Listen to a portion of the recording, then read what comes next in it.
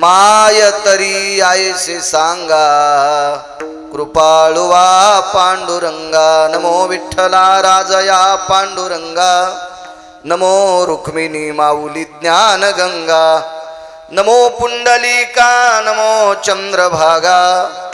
नमस्कार माझा रुक्मिणी पांडुरंगा, पांडुरंगा करो प्रथम पांडुरंगा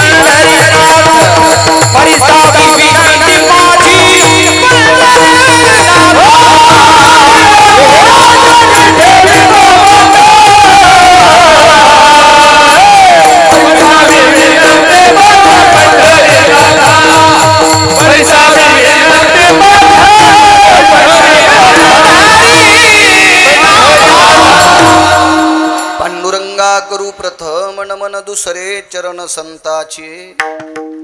त्यांच्या कृपादाने कथेचा विस्तारू बाबाजी सद्गुरुदास तुका।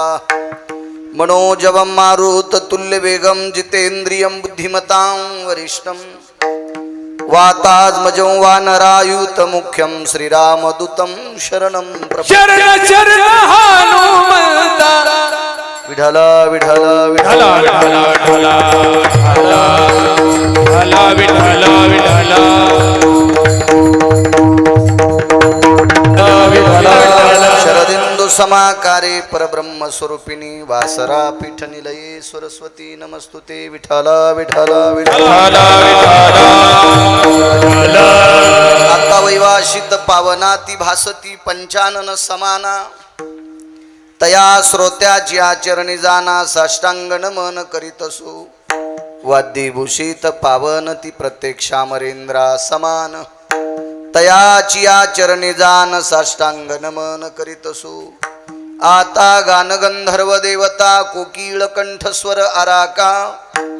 जी कीर्तनी वहिवासीत लोका तयाची आचरणी नमन गा। मज दिसत सो परम विख्यातु जो जान ब्रह्मयाचा सुतू। नारद जान नाम तितिक्षु तयाची आचरणी नमन गा। जेने धर्मजित विलाची बळी तो संभाजी जान नवाळी। कावतरला जयाची आकुळी तया छत्रपतीची आचरण कमळी। साष्टांग नमन करीत सो विठ्ठल विठ्ठल विठ्ठल। आता विनोवाग विलाशिनी जे चातुर्यार्थ कला कामिनी। ते श्री शारदा विश्वमोहिनी नमिलिमिया। नदी दिव्य गोदा तटीचा विलासी। सदा प्रिय जो सज्जना वैष्णवाशी। जया वर्णिता प्रेमात्यंत चित्ता। नमस्कार माझा श्री गुरु एकनाथा। पाशुपदाधिरूढायं शंखमुंडादिधारयं। आधिपत्यं कैलासास्थितायां शिवास्थिताय नमो नमः। शिव भोळा चक्रवर्ती शिव भोळा चक्रवर्ती शिव भोळा चक्रवर्ती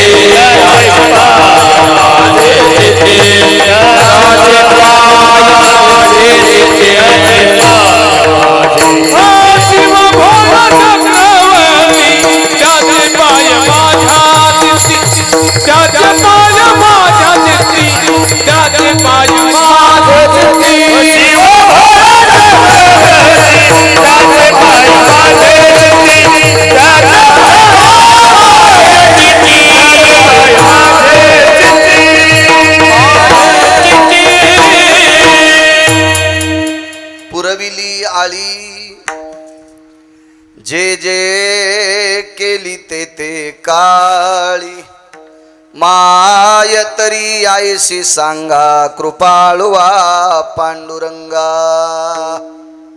प्रस्तुत प्राप्त प्रसंग. निवडलेला अभंग विश्वमान्य विश्वभूषण विश्वाधिकार विश्वप्रिय चिन्मय स्वरूप असणारी अधिकार संपन्न साधू श्रीमंत श्री जगद्गुरु तुकोबराय यांचा प्राप्त प्रसंगी निवडलेला अभंग. विठाला विठाला प्राप्त प्रसंगी निवडलेला अभंग माझ्या देहूतील मालकांचा आहे. मालक या अभंगाद्वारे जगदानंद कंद जगतपती पंढरीश परेश पांडुरंग परमात्मा आपल्या भक्ताविषयीचा जिव्हाळा प्रतिपादित करतात. विठाला विठाला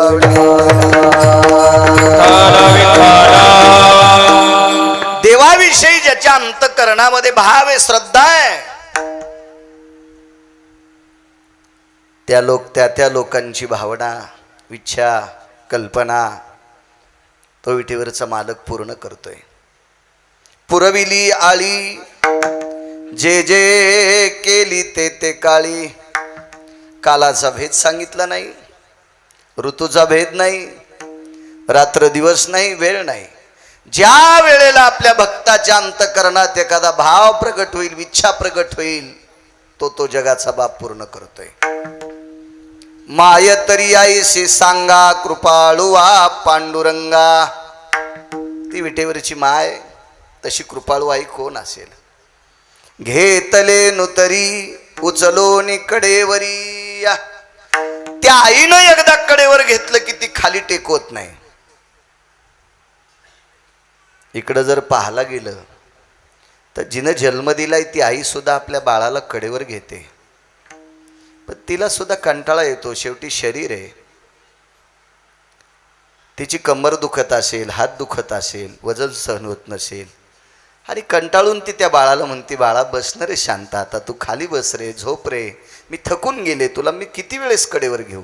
अशी जन्मदाती आई सुद्धा म्हणेल. पण त्या विटेवरच्या आईनं काही ठराविक लोकांना कडेवर घेतले, अजून खाली टेकलंच नाही.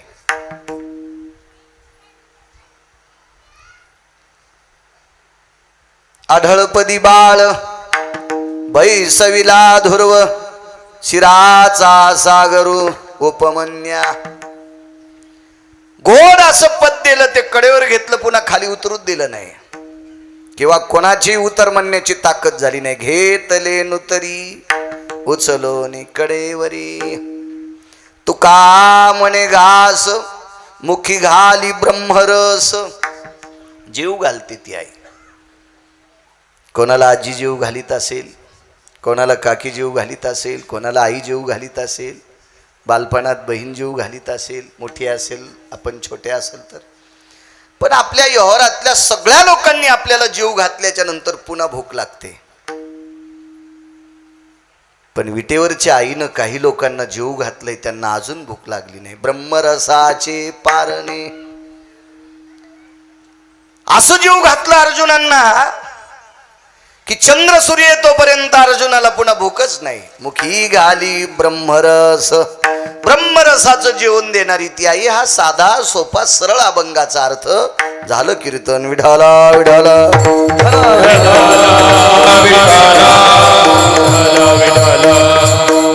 तुम्ही आशीर्वाद देत राहा, मी बोलण्याचा प्रयत्न करेल. मोठ्या श्रद्धेने, मोठ्या अट्टहासाने, मोठ्या भावयुक्त अंतकरणाने, रसरशीत श्रद्धेनं चालत असलेली गेल्या 40 वर्षाची परंपरा, जुनाट परंपरा. आणि त्या परमपावन परंपरेमध्ये या 40व्या वर्षी चालत असलेला नामयज्ञ, या नामयज्ञामध्ये माझ्यासारख्या सर्वसामान्य अल्पज्ञानी गिरगावच्या बाळूला रामकृष्ण नामाची आहुती टाकण्याचा 40व्या वर्षी योग आलाय. ते माझं परम भाग्य. विठाला विठाला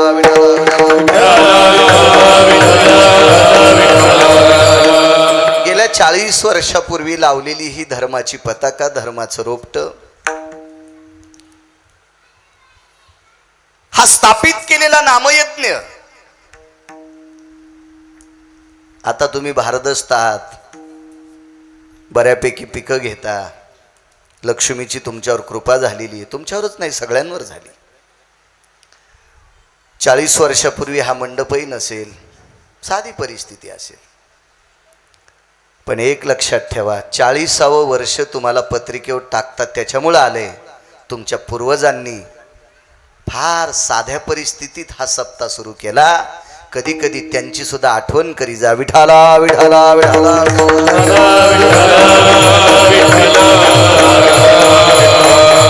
40 वर्षापूर्वीची कीर्तनकारी एखाद्या वेळेस गणेश बुवा पायी पायी येत असतील, एखाद्या वेळेस बुवा पाकिटही नसतील, असेल ते पंक्तीला जेवत असतील.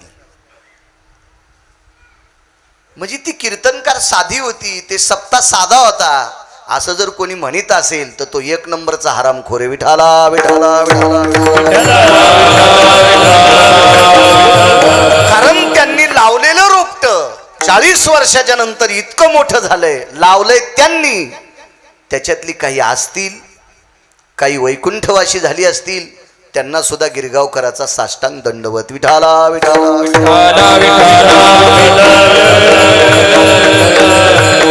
गावात जेवढ्या नावाची मंडळी असेल तेवढ्यांना कोटी कोटी धन्यवाद, प्रणाम. मला काही सगळ्यांची नावं पाठ नाही तर करायची पण नाही. आदरणीय हरिभक्तीपरायण जनार्दन महाराज आहेत. आदरणीय हरिभक्तीपरायण आमचे अभिमन्यू महाराज आहेत. आदरणीय कदम माऊली सुद्धा आहेत. आणि साहित्याचा, शास्त्राचा गोडसा अभ्यास करणारे आदरणीय बाभुळगावकर शास्त्री, याच मातीतलं रत्न, त्यांनाही प्रणाम. अजून कोणी अलौकिक एखादा साधक असेल, कधी कधी काय होतं माहितीये का, कीर्तनकार नसतो, गायक नसतो, मृदंगाचार्य नसतो, पण आमच्या तिघाईच्याही वरी असतो. अशी काही साधनायुक्त लोक आहेत की ज्यांना ज्ञानेश्वरीचा नित्य पाठ आहे, अभ्यास आहे, रोज आवर्तन त्यांचं होतं, गाथा वाचतात. अशी काही लोक आहेत. कीर्तन करतो म्हणजे फार शहाणा नाही, हा कलेचा प्रकार आहे. विठाला विठाला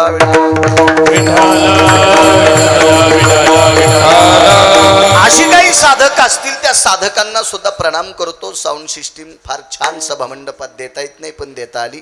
तुम्हालाही प्रणाम.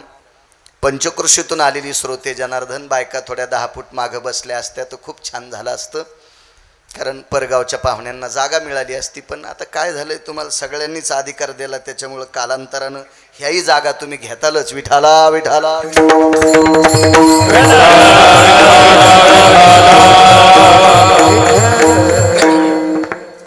चला, मृदंग क्षेत्रातलं गोड सरत्न आपल्या परिसराला लाभलेलं गणेश महाराज, आदरणीय हरिभक्तीपरायण अर्जुन महाराज आहेत. गायन क्षेत्रात तथा उत्कृष्ट कीर्तनकार आमचे आदरणीय हरिभक्तीपरायण भगवान महाराज आहेत, तथा आदरणीय हरिभक्तीपरायण विष्णू महाराज आहेत. आदरणीय गणेश महाराज, आदरणीय आमचे श्रीधर महाराज,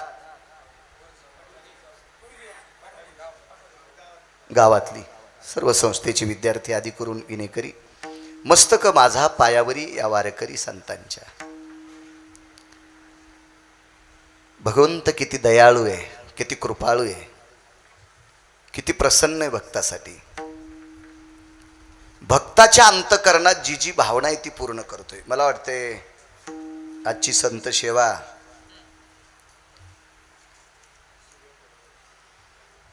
युवा नेतृत्व श्री सूर्यभान अण्णा मित्रमंडळ वरझडी,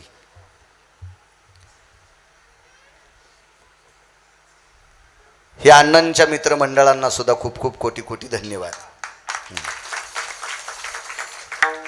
मला असं वाटतं तारकीसाठी फोन, हो छान. आणि पुन्हा विष्णू महाराजांनी केलं तेव्हा ते सगळं ते ड्रायव्हरकडे असते, त्याच्यामुळे मला काय व्हॉट्सअप नसते, त्याच्यामुळं मी आंधळा आहे फक्त व्हॉट्सअपमध्ये. हो हो, बरीच लोक व्हॉट्सअप पुराण सांगतो, आपण व्हॉट्सअप नाही, मी खरं पुराण सांगेल. विठाला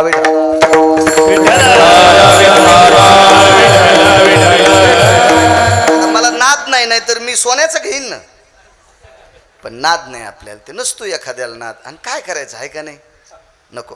संन्याशान लुगड्याच्या दुकानात जाऊ नये आणि ज्याला दिसत नाही त्यानं चष्म्याच्या दुकानात जाऊ नये. आपल्याला कळतच नाही कशाला बोट इचकायचे. विठाला विठाला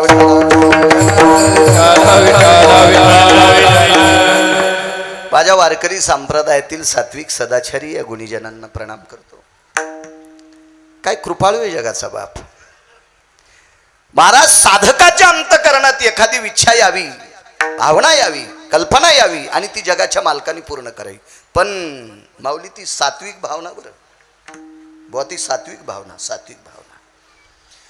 आदा कदा निष्कलंक भक्ताच्या अंतकरणात आदा कदा जर चुकीची भावना आली तर देव ती पूर्ण करीत नाही. देवाला माहिती आहे याच वाईट होईल. ती सात्विक सदाचारी पुण्यशील कल्पना विश्वाचा बाप पूर्ण करतो त्या भक्ताची. आता काही काही अशी माणसं आहेत की स्वतःला भक्त म्हणून घेणारी ती म्हणतात की आमची पूर्ण करत नाही. तुझी लायकी नाही सोमळ्या, तुझी कशी पूर्ण करीन. भक्त काय नुसती माळ घातली म्हणून म्हणता येत असते. अंगावर घेऊ नका बरं का गणेश बुवा. पक्वाद वाजिता येतं म्हणून भक्त वारकरी नाही, गायन करता येतं म्हणून वारकरी नाही, कीर्तन करता येतं म्हणून वारकरी नाही. त्याच्या वाराचे वार सहन करतो त्याला वारकरी म्हणत असतात, त्याला भक्त म्हणत असतात. कीर्तन हे वक्तव्य आहे.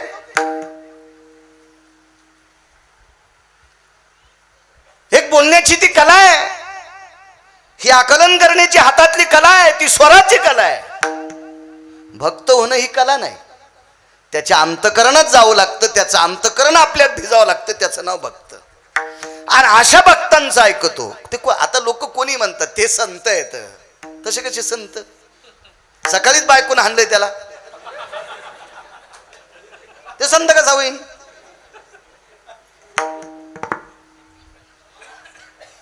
ह्या अशा चुकीच्या कोणालाही व्याख्या लावू जाऊ नका. नाही, कधी कधी पत्रिकेवरची नावं पाहिल्यावर सुद्धा मळमळ होते. मलाही काही काही पदव्या लावित होते. अरे म्हणलं ती आपल्याकडे नाहीये, ती लावू जाऊ नका. लाईन गेली पक्की. विठाला विठाला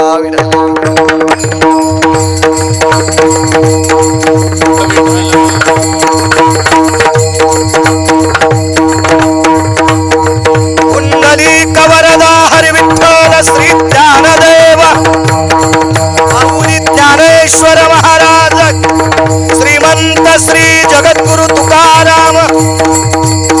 नमः पार्वते पते हर हर हर हर हर.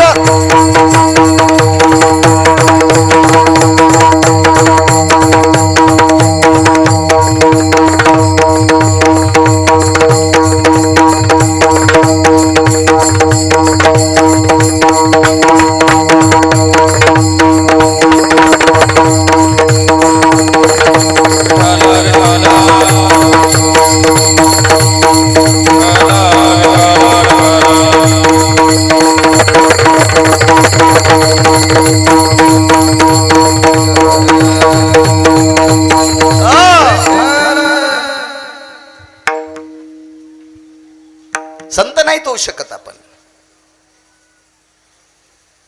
राग येत असेल एखाद्याला, येऊ द्या. आपण त्या लोकांच्या यादीत बसलो पाहिजे, त्या अवस्थेत बसलो पाहिजे.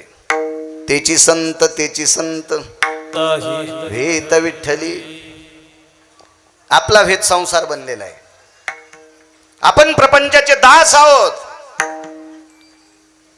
देवाचे दास आहोत असं लोकात सांगतो आपण.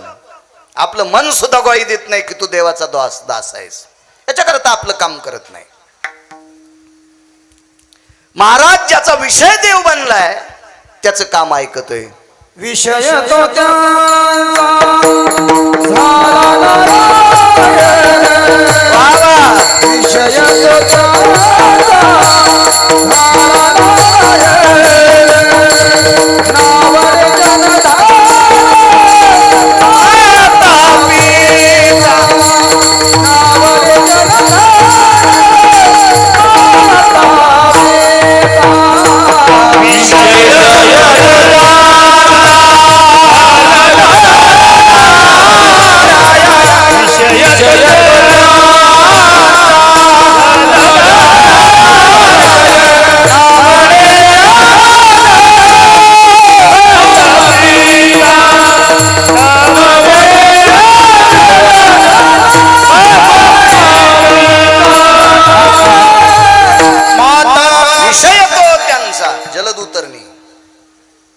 झाला नारायण. ज्याचा विषय देव बनलाय त्यांचं काम ऐकतोय किंवा त्यांच्या इच्छा पूर्ण करतोय. आपला विषय देव नाही. क्षणाक्षणाला आपलं मन बदलतंय. प्रत्येक वेळेला आपला विषय वेगवेगळा असतो. देव कधीतरी आपल्या मनात असतो. याच्याकरता आपली कामं करत नाही किंवा आपलं ऐकत नाही. देवानं इच्छा पूर्ण करण्यासाठी एक मर्म आहे. त्याला जातीचा संबंध नाही, त्याला कुळाचा संबंध नाही, त्याला गरिबी श्रीमंतीचा संबंध नाही, त्याला अभ्यासाचा पण संबंध नाही, त्याला आचरणाचा संबंध आहे. आणि अशी जर लोक असतील तर मग त्यांचं काम करतंय, त्यांच्या इच्छा पूर्ण करतंय, त्यांची आळी पुरवतंय. आळी या शब्दाचा अर्थ इच्छा पुरवतंय. एक पुरावा मांडतो तुमच्या पुढे, साधा सोपा सरळ. मला काही अडचणीत हात घालायचा नाद नाही, विचून निघत असते. सरळ सरळ सरळ सरळ. एका मालकाने आपल्या पत्नीला सांगितलं, प्रिय सकाळी 4 लोकांचा स्वयंपाक करावा लागतो. 4 लोक त्यांचा स्वयंपाक करायचा. ती 4 लोक म्हणजे वारकरी होती. 4 वारकऱ्याचा तुला सकाळी स्वयंपाक करावा लागेल. आजची एकादशी, उद्या सकाळी द्वादशी सोडायची आणि द्वादशीला 4 वारकरी आपल्या इथून जेवून जावा, एवढं मी तुला काम सांगतो. काम इतकं सोपं होतं, पण कपाळाला लावण्यापुरते अक्षदा नव्हत्या घरात. कपाळाला लावण्यापुरते तांदूळ नाहीत बुवा. चौघापुरते शिजवायचे कुठून? ते आताचा काळ थोडाच आहे. ठीक आहे मालक, करल मी, शब्द गेला. पुरविली आळी सांगतोय. आणि मालक त्या वारकऱ्यांमध्ये भजना करता बसले. तेवढ्या अवकाशात रात्रीचे 10-10:30 वाजले आणि 10-10:30 वाजता ती पवित्र वारकऱ्याची पत्नी एका दुकानदाराकडे गेली. ते दुकानदार गंध लावणारा होता. वाक्य नीट ऐका. चाऊस मिया, सतार भाई, अख्तर भाई, महमूद खा हा नव्हता. गंध लावणारा होता बुवा. गंध लावणारा दुकानदार म्हणजे तुमच्या आमच्या कुळातला आहे. गंध लावणाऱ्या दुकानदाराकडे रात्री 10-10:30 वाजता एका वारकऱ्याची पत्नी गेली. त्यावेळेला दुकान बंद होतं आणि बाहेरनं आवाज दिला, दुकानदार, शेठजी, मालक, दार उघडा. कोण? मी अमक्या वारकऱ्याची बायको आहे. काय एवढ्या रात्री काम आहे? चौघांपुरता किराणा न्यायचा आहे. पैसे आणलीत? नाही, उधार भेटणार नाही. सायास करून तिनं बाहेरनं कडी वाजवली आणि रागाच्या भरात दुकानदारानं दार उघडलं. गाडेकर बुवा, दार उघडलं. राग आलता दुकानदाराला. भिकार छोटे, पैसे नाहीत जवळ, बिना पैशाचे येतात. रागाच्या भरात उघडलं. पण रात्रीचे 10:30 11:15 वाजले होते. दुकानदाराच्या हातात कंदील होता आणि कंदाच्या प्रकाशात एका वारकऱ्याची बायको पाहिली तर याच्या 5-25 कंदलाला लाजवील इतका तिच्या दाताचा प्रकाश पडलेला होता. सौंदर्य काय असेल कल्पना करा तिला. आणि सुंदरपणा कोणाच्या बापाची जी आगिरी नाही बरं जनार्दन भाऊ. पासा शेवटीनाऱ्याला पण इतके सुंदर लेकर होते. कधी कधी ज्याच्या घरी 500 कोटी आहेत त्याचं पाहतं इकडं चलत तिकडं, आणि ते तुमच्या शेतकऱ्याच्या पासा शेवटी ते इतकं सुंदर, इतकं सुंदर, असं वाटतंय की ब्रह्मदेवानं याला काय सौंदर्य दिलंय. जातीचा संबंध नाही. विद्वत्ता, जात, सौंदर्य हे कोण्या जातीचा संबंध नाही. ती विश्वाच्या मालकानं दिलेली ती भेट आहे. ती सप्रेम भेट आहे, ती गिफ्ट आहे. ती अत्यंत गरीब वारकऱ्याची बायको आहे, पण कंदिलापेक्षा तिच्या दाताचा दंत पंगती झळकती एवढी सुंदर आहे. आणि तिचं सौंदर्य बघितल्याच्या नंतर रात्रीच्या 11:15 वाजता गंध लावणाऱ्या दुकानदाराच्या पोटात डब्बा फुटला. वासनेचा डब्बा फुटला आणि त्याला वाटलं आजूबाजूला सगळी माणसं झोपलेली आहेत. ज्यानं त्यानं आपोआपली दारं लावलेली आहेत. माझ्या दुकानाच्या वट्ट्यावर एकटी आलेली आहे. कंदिलाच्या प्रकाशाला लाजवील इतकी हिचे दात चमकतात. काय सौंदर्य ही मला मिळावी. किती पापी असेल ते गंध लावणार आरामखोर. 4 लोकांपुरता शिदा पाहिजे. हो, वर्षभर पुरेल इतका किराणा देतो, पण 2 तासाकरता माझी पत्नी व्हावी लागेल. पुरविली आळी सांगतोय, 2 तासाकरता माझी पत्नी व्हावी लागेल. किती हलकट असेल हो दुकानदार तो, किती नीच असेल हो, किती हरामखोर असेल. इकडं तर आपलं शास्त्र सांगतंय, आपलं पुराण सांगतंय, आपला वेद सांगतोय, आपली संत सांगतात, पराविया नारी रखुमाई समान, मानिलिया धन काय वेचे. स्वतःची बायको सोडून दुसरी जी स्त्री दिसन तिला जर विटेवरची मालकीन म्हणलं, रुक्मिणी आई साहेब म्हणलं, तर आपल्या बँकेतले पैसे जळतील का? आपली जमीन जळती का? आपला वाडा जळतो का? गोंधळ लावणारा दुकानदार असून सुद्धा पोटात वासनेचा डब्बा पेटला आणि सांगितलं माझं 2 तासाकरता तुला दास्यत्व करावं लागेल. दास्यत्व म्हणण्यापेक्षा सहचरणी व्हावी लागेल. बाईनं मान खाली घातली आणि सांगितलं, दुकानदार, उभ्या आयुष्यात या शरीराला पतीच्या व्यतिरिक्त कोणाला स्पर्श नाही. मला नका असं बोलू दुकानदार. वर्षभरापुरता किराणा देऊ नका, 4 लोकांपुरता द्या. आमच्याकडे वारकरी आलेत, आजची एकादशी आहे, उद्या सकाळी द्वादशीचा स्वयंपाक करायचा आहे, तेवढ्या पुरतं देऊन टाका. तुमच्या घरची धुनी भांडी सडा सारवण काय वाट्याला काम येईल ते मी करीन, तुमचे पैसे फेडीन. तुमच्याकडे शेती असेल तर शेत तुमचं खुरपाय निंद्या करता येईल, पण हे शरीर विक्रीस मागू नका, वापस जा. बाईला धर्मसंकट आहे, पुरविली आळी सांगतोय. त्या बाईनं मनात निग्रह केला की आपण मालकाला म्हटलो तर आपण 4घांचा स्वयंपाक करू ना, आता जर हे नाही केलं तर शक्य नाही आपल्याला. पदरामध्ये 4घांपुरता शिदा घेतला आणि वेळ दिला, रात्री 1 वाजता मी तुमच्याकडे येईल.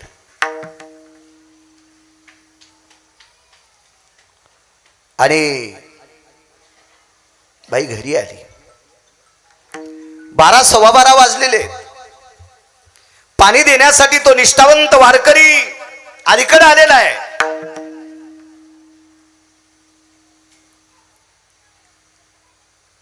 पत्नीला पाहिलं, काय ग? काही नाही मालक, 4घांच्या स्वयंपाकाची व्यवस्था झाली, त्याच्यात तुम्ही सुद्धा जेवा. पण अडचण एक आहे, 2 तासाकरता शरीर इकले. 2 तासाकरता शरीर इकले, 2 तासाकरता.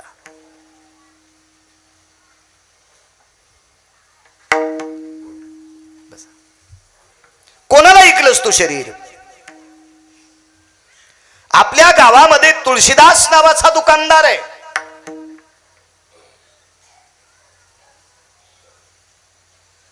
आणि त्या दुकानदाराने 5-4 लोकांपुरता शिदा दिलाय.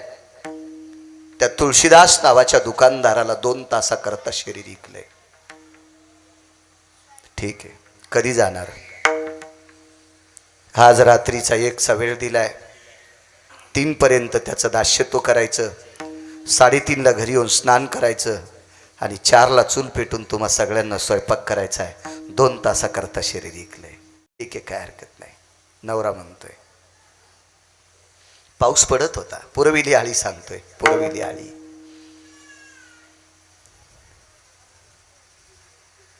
मालकानं सांगितलं, प्रिये, हे असल्या कपड्यावर जाणार तू त्यांच्याकडं? माझ्याकडे एक संदकामध्ये साडी आहे चांगल्या प्रतीची, ती नेसून जाते. आणि तेवढ्या रात्री एक चांगल्या प्रतीची ठेवणीची साडी नेसली. मालकानं विचार केला, रस्त्यानं चिखले तुझे पाय भरतील, 2 तासाकरता त्याची सेवा करण्यासाठी चाललीस, त्याला पाय धुण्यासाठी पाणी कसं मागशील, याच्याकरता तुला खांद्यावर घेतो. आणि त्या श्रीमंत उदार अंतकरणाच्या वारकऱ्याने त्या नवऱ्यानं बायकोला खांद्यावर घेतलंय. पुरविली आळी सांगतोय, काय कृपाळू विटेवरचा मालक, काय दयाळू विटेवरचा मालक, काय प्रसन्न विटेवरचा मालक. पण तुमच्या अंतकरणातल्या इच्छा पूर्ण करण्यासाठी त्या योग्यतेची लायकी लागेल, अधिकार लागेल, दर्जा लागेल, ती भक्ती लागेल.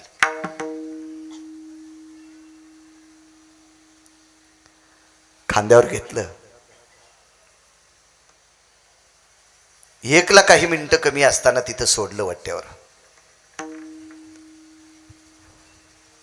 बायकोला वट्ट्यावर ठेवले, दोन्ही हात छातीवर ठेवले, खाली मान घातली आणि आन वाहिली. प्रिये,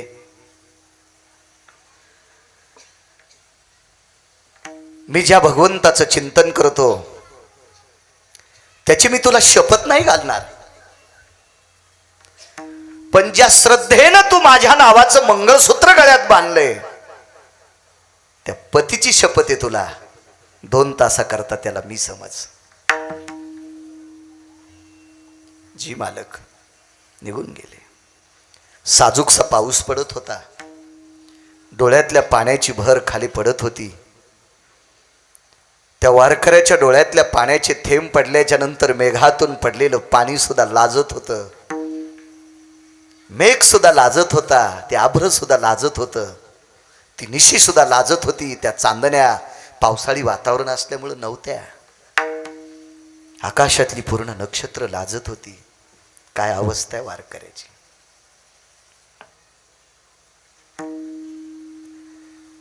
चलता चलता मान खाली घातली आणि ज्याचं भजन करत होता त्याला विचारलं, देवा एखाद्या कुळात मी जन्म घेणं ते माझं पाप नाही, मला तू त्या कुळात जन्म घातलास. देवा उभ्या आयुष्यात जिच्याची लग्न केलंय तिला ओघळता जी जी स्त्री दिसन तिला माय म्हणलो रे. माझ्यापेक्षा वयानं मोठी असेल तिला माय म्हणलो, माझ्या बरोबरीची असेल तिला बहीण म्हणलो, माझ्यापेक्षा कमी वयाची असेल तिला लेक म्हणलोय. देवा तिला इतकं पाप केलं नाही रे एखाद्या स्त्रीकडे बघत असताना. आमचं कोण्या जन्मातलं पाप असेल रे देवा की आयुष्यभर तुझं भजन करावा आणि निष्ठेनं भजन करणाऱ्या वारकऱ्याच्या पत्नीला 2 तासाकरता शरीर इकावं लागते. आमच्यावरती वेळ येते. काय आमचं प्रारब्ध लिहित असताना काय जाणो देवा होशील निजला. काय देवा तू झोपला होतास आमचं प्रारब्ध लिहित असताना. पण असो प्रभू, मागच्या जन्मातलं काही पापाचं गठोडं असेल ते आम्हाला फेडावं लागेल. तो वारकरी होता जातीनं मुसलमान. पानं ऐकणाऱ्याच्या कुळातला आहे, तांबुळी आहे. नाव आहे संत कबीर. कबीर नाव आहे. कबीर कबीर एक आनंद आश्रमात फार मोठं नाव आहे. उत्तर भारतामध्ये फार मोठं नाव आहे. वारकरी संप्रदायात एक आगळं वेगळं स्थान आहे कबीरांना. आपला संप्रदाय जातीवादी नाही. आपल्या संप्रदायात सगळ्या जातींची संत आहेत. आपल्या संप्रदायातल्या कीर्तनकारानं जातीवर जर बोलत असेल तर समजायचं ज्ञानोबा आहे तुकोबारायचा अपमान करायला लागलेला आहे. बापाची जहागिरी नाही या गादीवर बसून एखाद्या जातीवादावर बोलणे चुकीची गोष्ट आहे.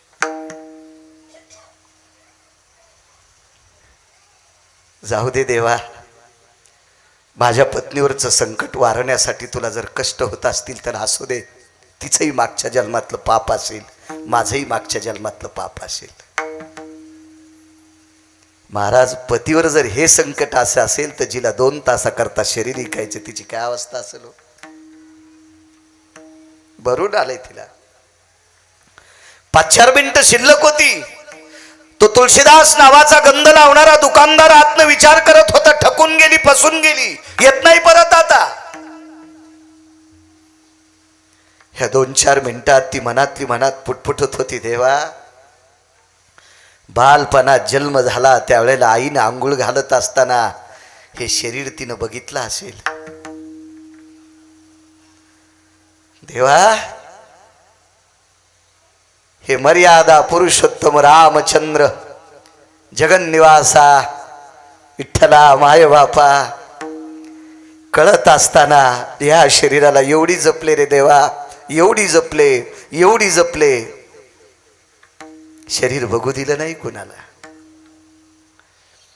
देवा ज्या वेळेला माझं पाणी ग्रहण झालं मी कबीरांची पत्नी झाले तिथून पुढे इतकं जपले देवा, इतकं जपले की सूर्याचे किरण सुद्धा अंगावर पडू दिले नाही. बहिर्दिशेला जायचं असेल तर सूर्योदयापूर्वी जायची आणि योग आला तर सूर्यास्त झाल्यावर जायची. पण सूर्याचा प्रकाश असताना बहिर्दिशेला सुद्धा गेली नाही. जिंच्या पॅन्टीवाल्याला बहिर्दिशा कळत नसेल, नैसर्गिक विधी. जीवनात ती चूक केली नाही देवा. तेजो भास्करो कांती लुप्त व्रधो स्थिती काया. देवा या शरीरावर पदर बाजूला गेल्याच्या नंतर सूर्याची किरण सुद्धा पडली नाही रे. इतकं जपले रे देवा, इतकं जपले. काय ऐकता प्रभू? देवा आम्ही परिस्थिती आमची नाजूक आहे. देवा माझ्या पतीचा धंदा आहे कपडे विणायचा, शेले विणायचा, चादरी विणायचा, उपरणे विणायचा, धोत्र तयार करायचा, साड्या तयार करायचा, लुगडे तयार करायचा, फेटे तयार करायचा, कपडे विणायचा धंदा आहे रे देवा आमचा. देवा ती कपडे विणीत असताना माझ्या मालकानं तुझं भजन म्हणावं. देवा मी असं ऐकलं रे, एके दिवशी माझे मालक कपडे विणीत असताना अडचण होती, माणसाची अडचण होती, त्या दिवशी तू कपडे विणू लागला. कबीराचे मागी विणू लागे शेला. देवा तू कपडे विणू लागत होतास आमच्या पतीला, माझ्या मालकाला. देवा मला असं माहित पडलं रे विठ्ठला माये बापा जगन्निवासा हे जगदानंद कंद जगतपते राजसा. मला असं माहित झालं की माझ्या मालकानं विणलेला शेला ज्याच्या घरी जाईन त्याच्या घरी राम राम म्हणत होता. ठाई ठाई सेल्यावरती दिसे राम नाम ग. शपथ पुरावा आहे. तो शेला सुद्धा राम राम म्हणायचा रे देवा. ज्या पतीनं चांबड्याच्या हातानं विणलेला शेला, निर्जीव वस्त्र आहे, पट आहे, अंबर आहे, तो जर राममय होत असेल तर त्या पतीला साथ देणारी पत्नी कशी पापी रे देवा. ऐक ना प्रभू. बाय बापा आमच्या घरी जो जो कोणी वारकरी आलाय तो आतापर्यंत कन्या आंबाड्या भाकरी खाऊन गेला रे, उपाशी जाऊ दिला नाही देवा.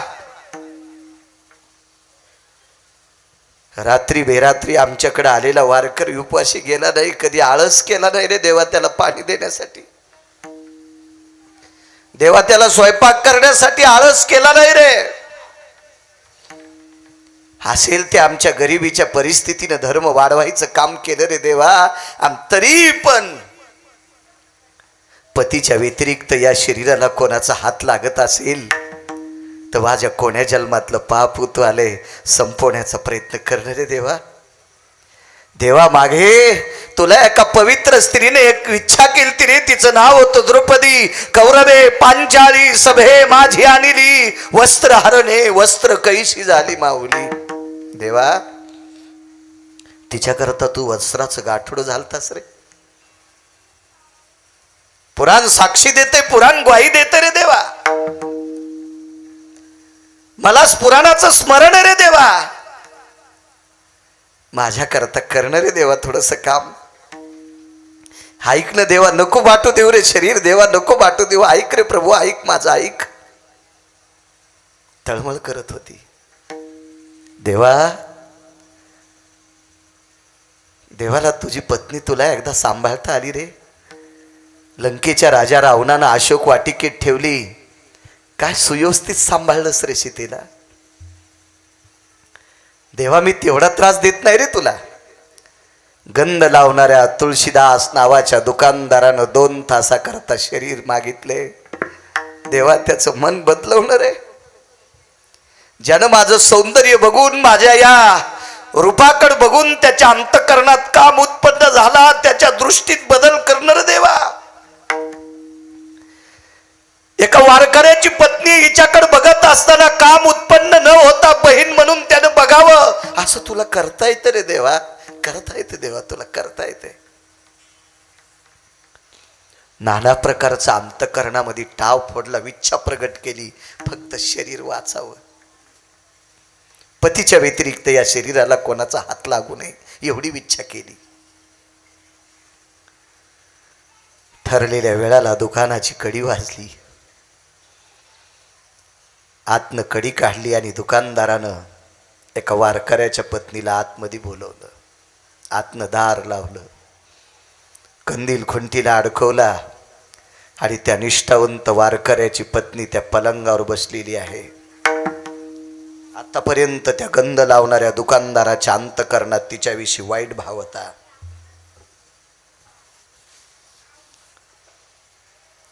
मी या सौंदर्याची लचके तोडील असा घाणेरडा भाव त्याच्या अंतःकरणात होता. त्या दुकानदाराच्या पलंगावर बसल्याच्या नंतर 5-4 मिनिटं निघून गेले.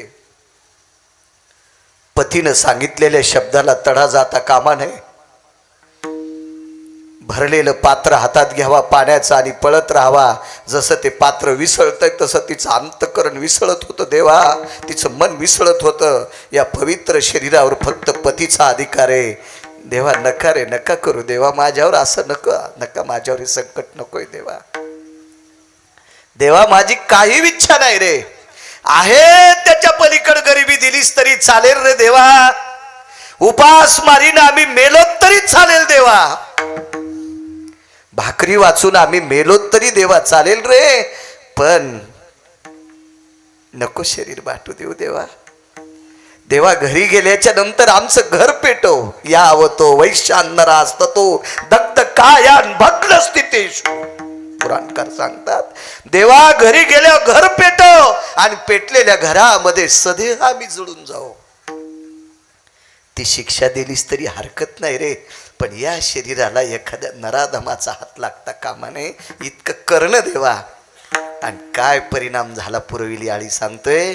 एका शकंदात त्या तुळशीदास नावाच्या दुकानदाराच्या अंतःकरणातलं कार्डच बदललं.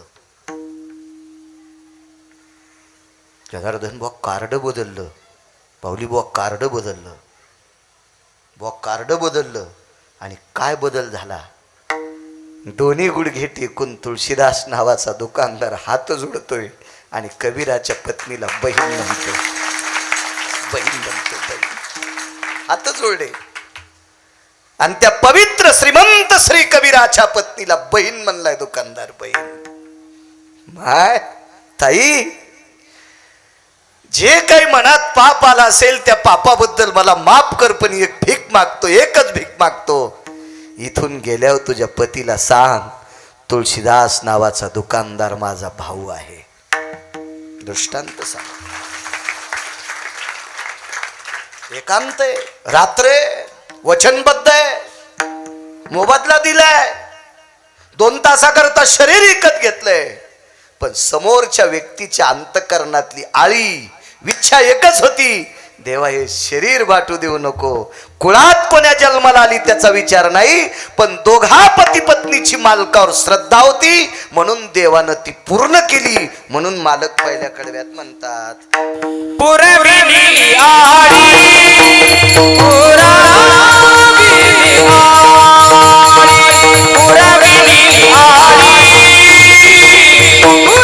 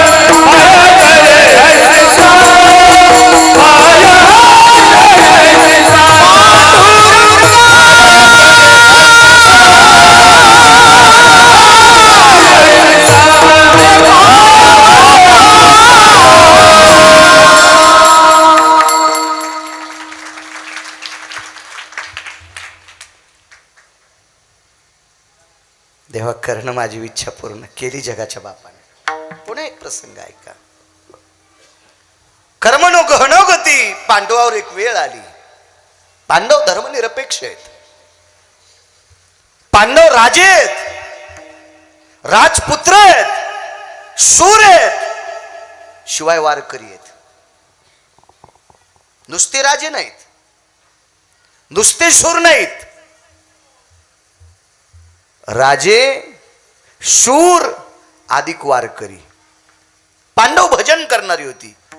पाहाती पांडव अखंड वनवासे, परे त्या देवाशी आठविती. वनवासात सुद्धा पांडव भजन करणारी होती. पारमार्थिक, सात्विक, सदाचारित, पुण्यशील. पण या पांडवांना 12 महिन्याकरता एक वेळ आली. त्या वेळेला नष्टचर्या नावाची वेळ म्हणतात.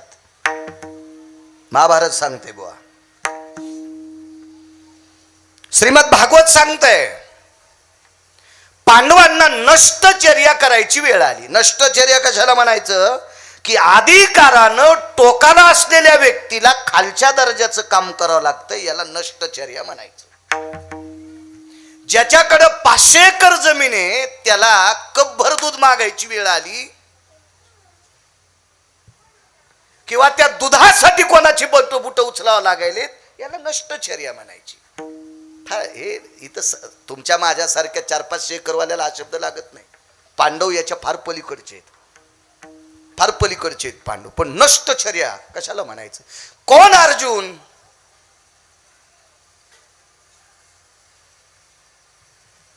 माणसं काही काही मिशाव ताव देतात, उगच असा नादच असतो. असा बोट फिरवायचा, पिळा घालायचा, बोट फिरवायचा, पिळा घालायचा. मृग नक्षत्रात एक किडू निघत बघा, माऊली तुम्ही पाहिलं असेल ते. मृग नक्षत्र आला की ते किडू निघते, लांब मिशाव आलं. आपल्या बायका त्याच्या अंगावर पाणी टाकून हळदी कुंकू टाकतात, पडू दे रे मृगा पाणी. त्याला मृग नावाचा किडा म्हणतात. अशी काही ताव हाणणारी किडीले आहेत ना, दाड्या वाढीनं, चंद्रकोर लावणं. हो, बायको कदरली सुंबळ्या तुला. तुम्ही माय कपाळावर हात हाणून गेली, कवडीचं काम करीत नाही तू, आयतं खातो सुंबळ्या. तू यापेक्षा ऊसातले डुकरं बरे, निदान ते ऊस तोडून तरी खालेत. ही असली तावगिरी नाही. तुम्ही काय पुरुषार्थ असेल जगातल्या लोकांकडं, तरी बनेल आणि शर्ट काढत तर खोटं का होत नाही. पुरुषाच्या छातीवर स्तन आहे, अर्जुनाला नव्हतं. 100% पुरुषार्थी कोण असेल? अर्जुन. स्तन नाही गणेश बुवा, नव्हतं. म्हणून नराचा अवतार अर्जुन म्हणायचे, देव नारायण. आणि ज्याच्या वक्षस्थळावर खोट सुद्धा स्तन नाही, अशा पुरुषार्थी अर्जुनाला पांढऱ्या रंगाची साडी नेसावं लागते कथक नृत्य शिकवायला. याला नष्टचर्या म्हणायचं. कोण भीम? ज्यानं पाय आपटिल्याच्या नंतर 2-2.5 किलोमीटर मध्ये झाड उभं राहत नव्हतं. रेल्वेच्या इंजिन मध्ये किती ताकद आहे. कधी कधी रेल्वेनं प्रवास करतो मी, पण तिथं ऐकायला भेटते, कृपया यात्रीगण लक्षात ठेवा, मराठीत सांगतो, मला काही हिंदी येत नाही जास्त. प्रवाशांनो लक्षात ठेवा, प्लॉट क्रमांक 2 वरून अशी गाडी जाणार आहे ती इथे न थांबणारी गाडी आहे, म्हणून त्या प्लॉटच्या लांब थांबा. इतक्या वेगात गाडी जाती, सनसन सनसन, फक्त रिकामी गिलास फिलास उडी ती. ते प्लॅस्टिकचे असतात ना पडलेले कागदी गिलास, चहाची याची त्याची, तिच्या वेगानं भरभर भरभर भरभर ते उडते. लय काय झालं तर प्लॅटफॉर्म थोडासा दरदर करतो, पण रेल्वे स्टेशनचे पत्र स्लॅब खाली पडत नाही. भीमानं पाय आपटिल्याच्या नंतर 2.5 किलोमीटर मध्ये झाड राहत नव्हतं. किती इंजिनची ताकद असेल? एक झाड सुद्धा राहत नव्हतं. अशा भीमाला शिरा हटायचं काम आलंय गुरुजी. शिरा बल्लवा भवस्थिताया, बल्लव झालाय, आचारी झालाय, शिरा भज तळायचं काम आलंय. याला नष्टचर्या म्हणायचं. पृथ्वीवर ज्याचा रथ चालत असताना रथाची चाकं घासू नये इतकी पृथ्वी ज्याच्या रथाच्या चाकावर प्रेम करते, ज्याचा रथ एका इतीने आधार चलतो, तो धर्मराजा किती सत्यवादी असेल, त्याला कंक व्हावं लागलं. Chartered accountant, हिशोबनीस. पुराणाची भाषा त्याला बुवा कंक म्हणते, पुराणाच्या भाषेत त्याला कंक म्हणायचं. चार्टेड अकाउंटंट विराट राजाच्या घरी भीमाला काम, आपलं धर्म राजाला काम करावं लागलंय. नष्टचर्य. कोण नकुल सहदेव. या विश्वातली बैल आणि गाय घोडी पारखायची ताकद ज्याच्यात आहे त्याला नकुल आणि सहदेव म्हणतात.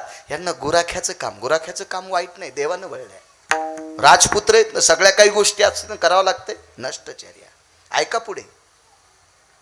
द्रौपदी नावाचं एक पात्र आहे महाभारतामध्ये. किती मोठ्याची असेल द्रौपदी, थोडीशी कल्पना करा माझ्या माइंडनो. कधी आपली पुराणं पाहायचा प्रयत्न करा. आपण ज्या संस्कृतीत जगतो त्या संस्कृतीतली लोक किती मोठी आहेत बघा. ज्या द्रौपदीवर द्वारकाधीश श्रीकृष्ण परमात्म्याची कृपा होती. जगदानंद जगतपती कृष्ण कन्हैयाची कृपा होती तिच्यावर.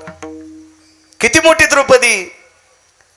आपलं मोठे पण काय सांगायचं. मंदिराकडे दर्शनाला गेलो, गावात राहत होतो त्यावेळेला, आणि दर्शन करून चालल्याच्या नंतर उन्हाळ्याचे दिवस होते.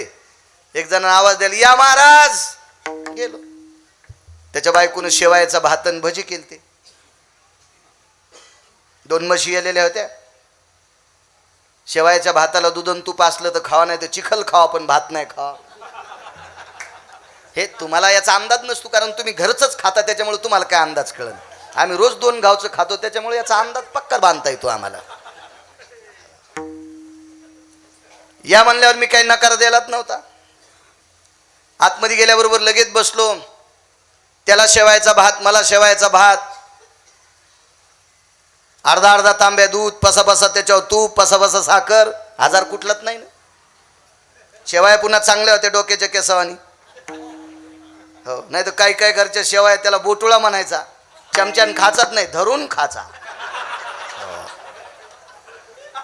आता ती तशा शेवाया करण्यासाठी बाई सुगरण लागेल ना, सुगरणपणा पाहिजे. कारण स्वयंपाकातल्या गोष्टी येण्यासाठी त्याला ती कृपा लागते अन्नपूर्णेची, ती सुगरणपणा असतो. आणि काही काही करायला सुगरण आहेत पण वाढायला भिकार छोटे. भजे 7-8 धरीन टाकू का, दसू दे नीच होतो, हाताला पडू दे ना, असे बदा बदा बदा पडू दे, पडू दे. हातात गचक भर धरीतीन, 2च टाकीतीन, भूक तर मरणाची लागली.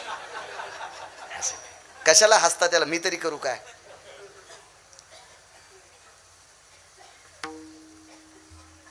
जेवण झालं. बाई म्हणली, महाराज कशा होत्या शेवया. फुकट खाल्ल्या भाऊ वर्णन करावं लागतंय. वा वा वा, काय शेवया होत्या काकू. तोंडात टाकल्याबरोबर गटकन. आणि शेवया चावायचं काम पडते का. काय शेवया होत्या. माझ्या आईनं केल्यात, माझ्या माईनं केल्यात. माईनं कुठे यायच्या माईला येतात. अरे बाप रे, तिला माहीतच नाही किती रगिले म्हणे. तिला माहीतच नव्हतं रोगरचा डबा हातात घ्यावा, पण याला नाही काही बोलावं. एकदा 2दा माझ्या माईनं केल्यात. मी आणलं, जीजी त्या माईनं केलेल्या शेवया 9 तासाच्या नंतर रोडच्या पलीकडे जाणार आहेत. कळालं ना तुम्हाला. 9 तासाच्या नंतर रोडच्या पलीकडे जाणार आहेत. पण याच्या माईनं तुला हा दिलाय म्हणून तुझा चेहरा शोभून दिसतोय. याची जरा लाज धर कंटुले. तुम्हाला म्हणे ना मी, दुसऱ्या गावात गेल्यावर तुम्हाला फुकायचं, दुसरे आणू कुठून.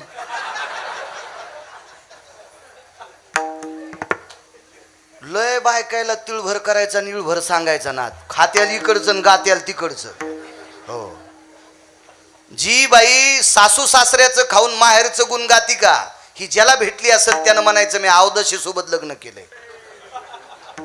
लय पुराण इचकायचं काम नाही, बोट खराब होत असते. हे सोपं सोपं पुराण, सोपं सोपं. 1425 गडी आबाजी गुळवे, 1425 गडी, 3600 एकर ऊस होता. एवढ्या श्रीमंताची मुलगी एका लुगड्यावर जीवन जगल्या, पण आयुष्यात बापाचं मोठेपण सांगितलं नाही. श्रीमंत श्री जगद्गुरु तुकोबारायच्या धर्मपत्नी. साधे बोटुळे मायामाईनं केलेत. काय सांगायली तू मंजुळा. चंद्रे, तुला लाज वाटायला पाहिजे कस्तुरे. काय येडपट बोलायला लागली बाई तू. नुसते बोटुळे दिले तू या माईनं तर इतका शहाणपणा, मरुस्तर तू ही लाज सांभाळायची त्यानं होका घेतलाय. पत्नी उघड राहिली तर कोणाची लाज जाती बुवा? तुमचं झालं नसेल अजून, त्याच्यामुळे मुक्त आहे. ज्याचं झालं त्याला विचारा. तू का म्हणे नग्न भाज परी ते लाज स्वामीशी. आयुष्यभर तुझी लाज सांभाळायचा ठेका घेतलाय आणि ती कोणी दिलाय? त्यानं. मग हे साधे बोटुळे देणार नीला इतका फुगीरपणा आहे माहेरातला. तर द्रौपदीचं माहेर किती श्रीमंत होतं बाबा. माऊली बाबा 48,324 दाशा द्याल त्या भावानं दिवाळीच्या दिवशी सप्रेम भेट. 48,324. तुमच्या गावात किती बायका भरत्याने जनगणना केली तर म्हणजे किती वर झडे?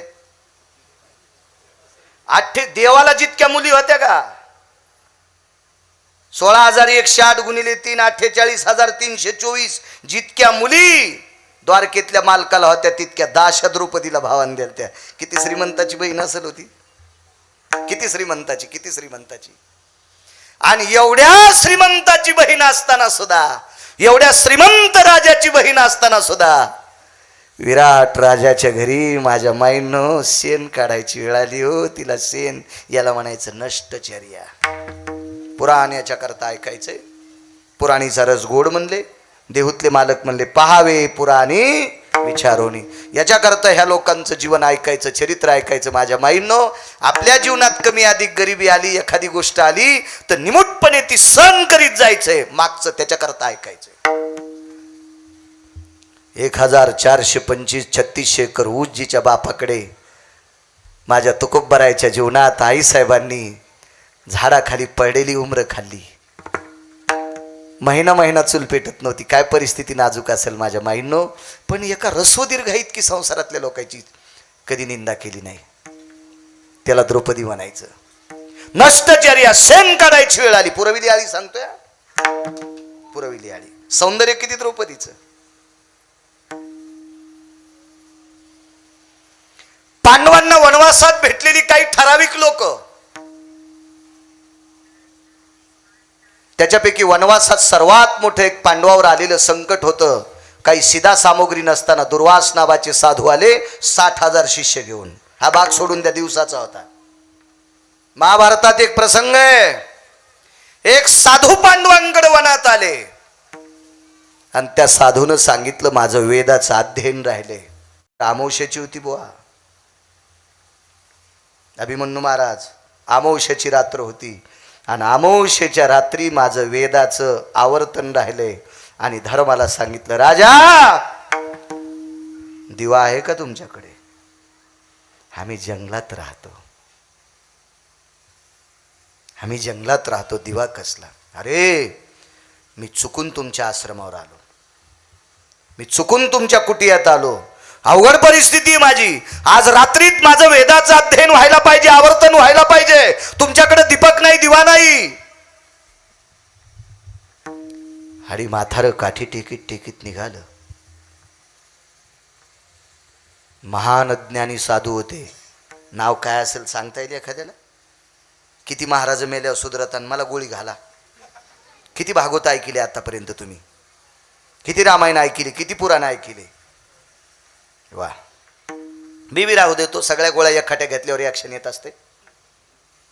मी दुसऱ्या कीर्तनात सांगतो. तुम्ही म्हणताल तुला याच का पुन्हा? तसा माग लाग्या बी नाही. गोडसं नाव आहे त्या साधूचं. शोध घ्या, देव चांगलं करीन. चांगलं शोधा. तुमच्याकडे 3x6चं पुराण आहे काचाचं, त्याच्यावर इचकी जा. तरुणांनी इचका आपल्या आजीला सांगा, आजोबाला सांगा. ते तुमचं याच्या करताचे. तुला वाढदिवसाच्या शुभेच्छा. सकाळीच बायकून आणले त्याला. काय शुभेच्छा द्यायला? त्याच्या इथलं लोन आलं तर तू ही तुला रूम नेणं हानीन. आपला पवित्र वेळ पांचटांकरता खर्चिण्याकरता, आपल्याकरता खर्चा, आपल्या देवांकरता खर्चा, आपल्या धर्मांकरता खर्चा. कामातून जितका वेळ भेटेल तितकं चांगलं पाहण्याचा प्रयत्न करा. ग्रंथ विकत घ्यायचं काम नाही. तुमच्याकडे ते छोटासा मोबाईल आहे, तो मोबाईलमध्ये काहीतरी बटणं दाबले तर सगळं विश्व तुम्हाला पाहता येते. ग्रंथ, ज्ञानेश्वरी, गीता, भागवत, पुराण सगळं काही तुम्हाला त्याच्यात बघता येते. पाहण्याचा प्रयत्न करा ना. आपली संस्कृती, आपला धर्म उंच नेण्याचा प्रयत्न करा. नका त्याच्यातलं बासकळी इचकू. गोड नाव आहे. अर्जुनानं आवाज दिला, प्रणाम गुरुदेव. माग फिरून पाहिलं. पार्थ जी काय काम आहे? थांबावं आपण. अमावस्याची रात्र आहे, आपल्याकडे दिवा नाही. मला वेदाचं आवर्तन करायचंय, माझा नियम आहे. येतो अर्जुना. अर्जुनानं सांगितलं महाराज थांबा, व्यवस्था करेल.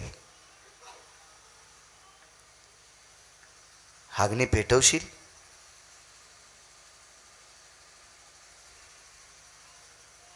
एवढ्या रात्री आता कुठून आणायचं सरपण? अग्नी पेटवण्यासाठी खडे झाडावं लागतील, कुठून आणायचे? भीमानं सांगितलं मी आज लाकडं घेऊन येतो. महात्मा इतका अधिकारी होता, त्यांनी सांगितलं तुमच्या एकाच्याही नावानं अग्नी पृथ्वीलोकात नाही, राशीवर. आणि अग्नी तुमच्या नावानं राशीवर नसेल तर आता इथं हवनकुंड पेटवता येत नाही. काय विद्वान असलो महात्मा. आपलं तर काय नसतंय, नवरात्रात त्या माणसाला पूजेला जो जास्त पट्टी देईन तो पूजेला. हो, जो जास्त पट्टी देईन ते पूजेला. चुकीच्या गोष्टी असतात.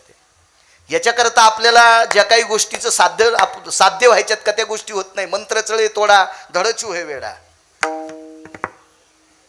अग्नी तुमच्या नावानं नाहीये, तुम्ही हवनकुंड पेटवता कसा? मी त्याच्या प्रकाशात वाचू कसा? निषेध आहे. भीमानं सांगितलं आपली ताकद मातीत गेली. हळूच कुण एका बांगडीचा आवाज आला आणि भीमानं पाठीमागं बघितलं. नवीन माणसा देखता बांगडी सुद्धा वाजू द्यायची नाही. काय शिस्त असलो त्या काळात. आणि भीमानं नुसतं पाठीमागून फिरलं. काय ग महाराजांना थांबवा, प्रकाशाची अवस्था मी करीन. प्रकाशाची अवस्था मी करीन. थांबा महाराज, आपल्या प्रकाशाची अवस्था आम्ही करू. भीमा तुम्ही नाही, अर्जुना तुम्ही नाही, धर्मा तुम्ही नाही, नकुल सहदेवा तुम्ही नाही. कोण करणार? भीमदादानं सांगितलं माझी धर्मपत्नी करेल.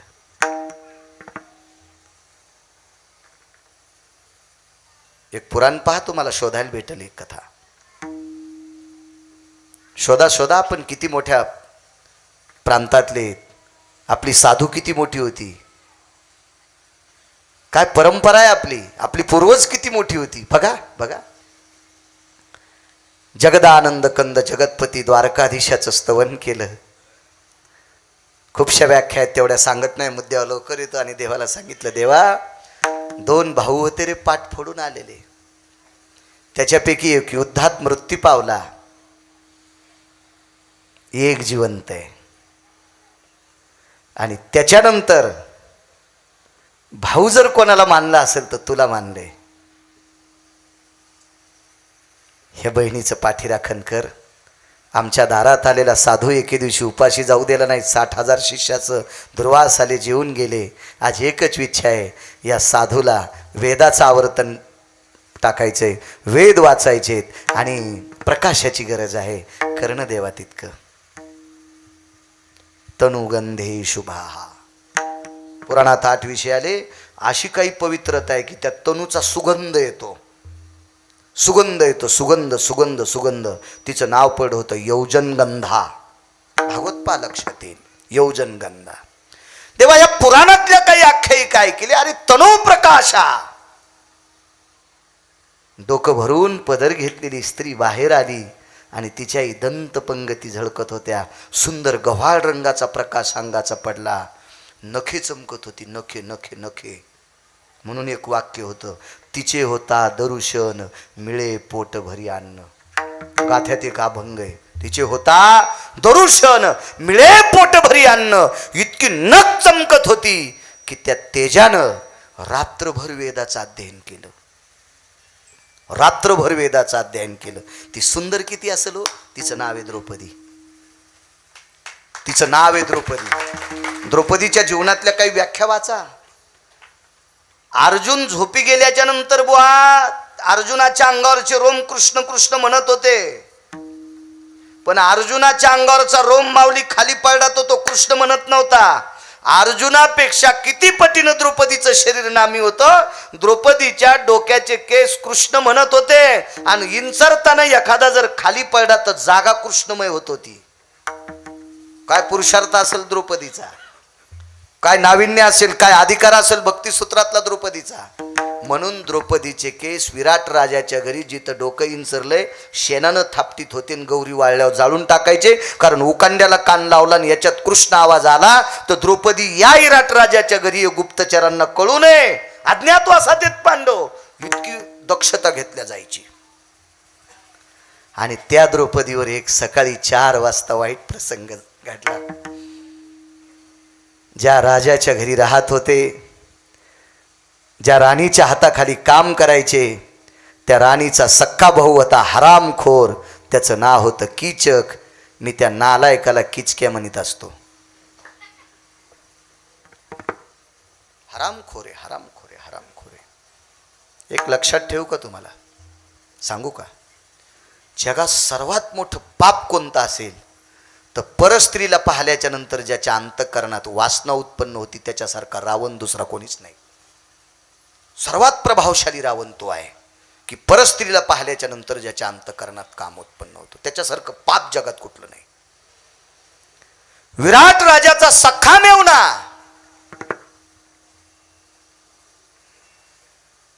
उत्तराचा मामा आणि उत्तरेचा मामा. उत्तरा आणि उत्तरा. उत्तरा ही अभिमन्यूची पत्नी, विराट राजाची कन्या, हिचा सख्खा मामा. आणि सकाळी 4 वाजता अंधारात शेणाचं टोपलं उकिरड्यावर टाकत असताना द्रौपदीच्या सौंदर्य बघितल्याच्या नंतर हात पकडला, हात झटकला, निघून आली. पाठीमागं पळत होता. आजच्या दिवशी सुटलीस मग काय झालं, उद्या निश्चित तुझ्या शरीराचे धिंगडे उडवल्याशिवाय राहणार नाही. राणीचा सख्खा भाऊ आहे, राजाचा सख्खा मेवणा आहे. द्रौपदीचं अंतःकरण आईपासून चुकलेलं पाडस हरणाचं पिल्लू जसं चळचळ कापतंय किंवा एखाद्या लहानशा जीवानं मांजराने कुत्रं पाहिल्याच्या नंतर छोटा जीव असा चळचळ कापतोय तसं द्रौपदीचं जीवन होत होतं. आणि संध्याकाळच्या वेळेला ही गोष्ट अर्जुनाला सांगितली नाही, ही भीमाला सांगितली नाही, ही धर्माला सांगितली नाही, ही नकुलाला सांगितली नाही, ही सहदेवाला सांगितली नाही. आधा कदा अर्जुनाला जर सांगितली असती तर अर्जुन जी साडी नेसला होता का त्याच साडीनं कीचकाला फाशी दिली असती. पण पांडव आहेत असं कळालं असतं गुरुजी. आणि पांडव आहेत असं जर कळालं तर पुन्हा 12 वर्ष वनवास आणि 1 वर्ष अज्ञातवास. हे जर बुवा भीमाला सांगितलं असतं ना तर एका बुक्कीत भीमानं अशी बुक्की हाणली असती की शिजलेला भात हातात घेतल्याच्या नंतर भिंतीवर हाणल्यावर शीत कसे पांगतेत असं किचक्याच्या शरीरातलं मांस पांगलं असतं. पण द्रौपदीच्या लक्षात आलं पुन्हा माझ्या पतीला 12 वर्ष वनवास आणि 1 वर्ष अज्ञातवास. रात्र जागून काढली आणि 1 वाजता जगाचा बाप धावत आला आणि सांगितलं, प्रभू एकच इच्छा आहे, काल सकाळी 4 वाजता ब्राह्मी मुहूर्तावर या हाताला ज्यानं स्पर्श केलाय त्यानं आता कुठल्याही शरीराला स्पर्श करू नये. एवढी माझी इच्छा आहे, एवढी माझी आळी आहे, ती तुला पूर्ण करावं लागते. ठीक आहे ताई, काय काळजी करू नकोस, झालं काम. ज्यानं तुला सकाळी 4 वाजता स्पर्श केलाय ते याच्यानंतर तुझ्याकडे बघणार सुद्धा नाही किंवा बघण्यासाठी त्याला ठेवणारच नाही. तू काय काळजी करू नकोस. आणि झोपल्या जागी बुवा भीमाला उठिलं. कोण? मी. काय प्रभू? काही नाही, ही साडी नेसावं लागते, ही साडी तुम्हाला नेसावं लागते. भीमानं सांगितलं, देवा काय बोलता तुम्ही, काय वेडपटपण आहे, पुरुषार्थी माणसानं लुगडं नेसत असते. आपल्या संप्रदायात निषेध सांगितलं. हो, तो सप्तजन्मापर्यंत क्लिंब होत असतो असा आपल्या संप्रदायाचा पुरावा आहे. देवा मी पाय आपटिल्याच्या नंतर 2-3 किलोमीटर मध्ये झाड उभं राहत नाही आणि मला साडी नेसायला लावता. ऐका ना, साडी नेसा, कर्णफूल घाला, कपाळाला मोठं कुंकू लावा, सौंदर्याचा आवा आणा आणि पर्णशाळेत जा.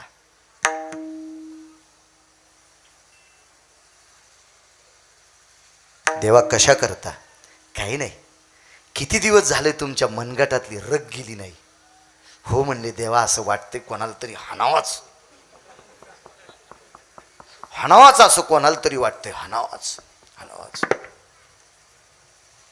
भगवंतानं सांगितलं भीमा फक्त साडी नेसा.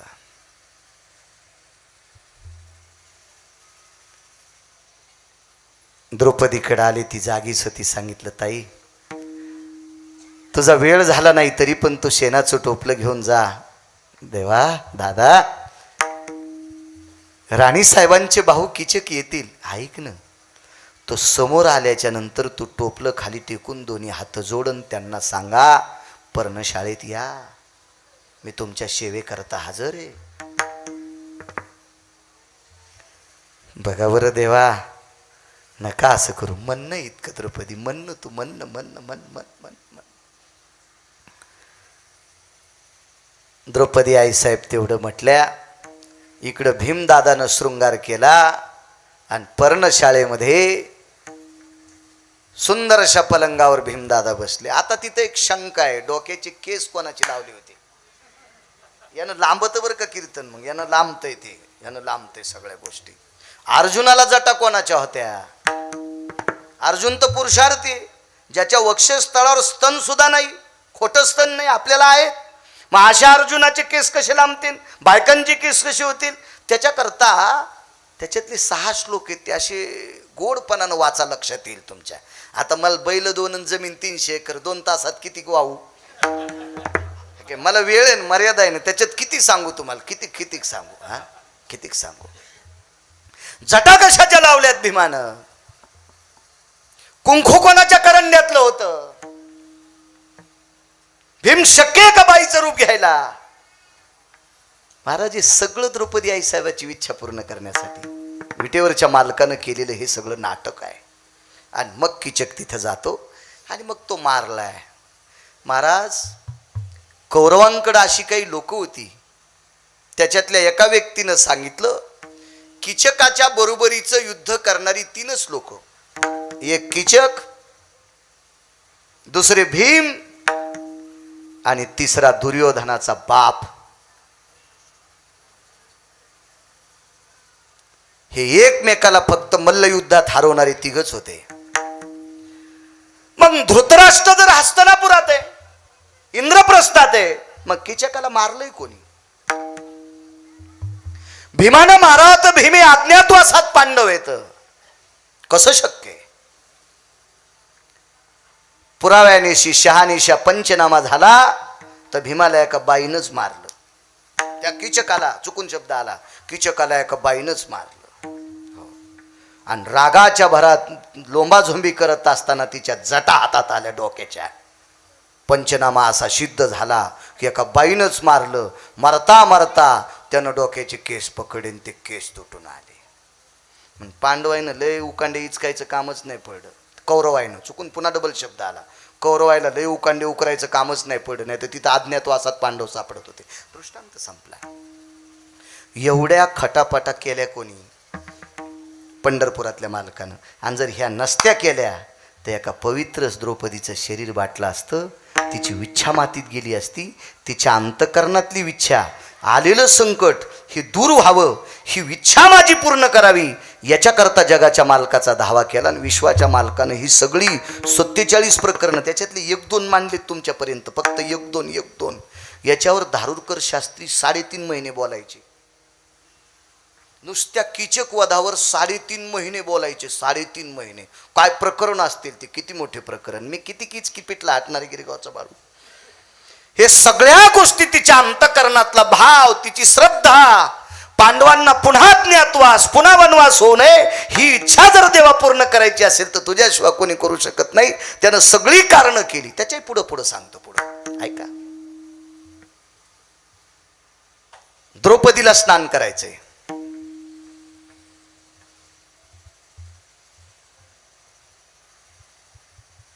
रजस्वाला असताना गंगेवर जाता येत नाही. देवाला विनंती केली, देवा करील का कोणी? तो रात्री माठ भरून द्यायचा. पुरविली आळी. भर सभेत एकदा वस्त्रहरणाची वेळ आली. देवा कोण सांभाळील रे. अंतकरणात प्रवेश केला, पुरविली आळी. इतक्या नाही पुढे ऐका. याच कुळातली उत्तरा नावाची व्यक्ती अभिमन्यूची पत्नी झाली. अर्जुनाची सून आहे, नात्यानं द्रौपदीची सुद्धा सून आहे.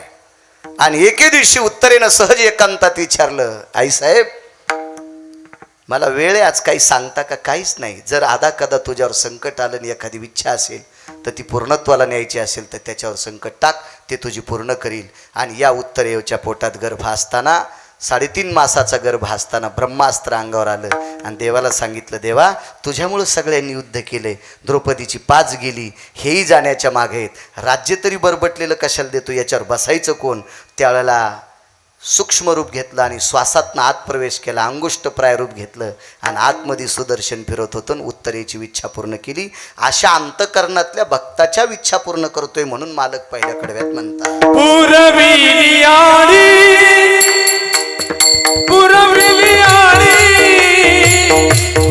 पुरविली आळी, पुरविली आळी, पुरविली आळी, पुरविली आळी, पुरविली आळी,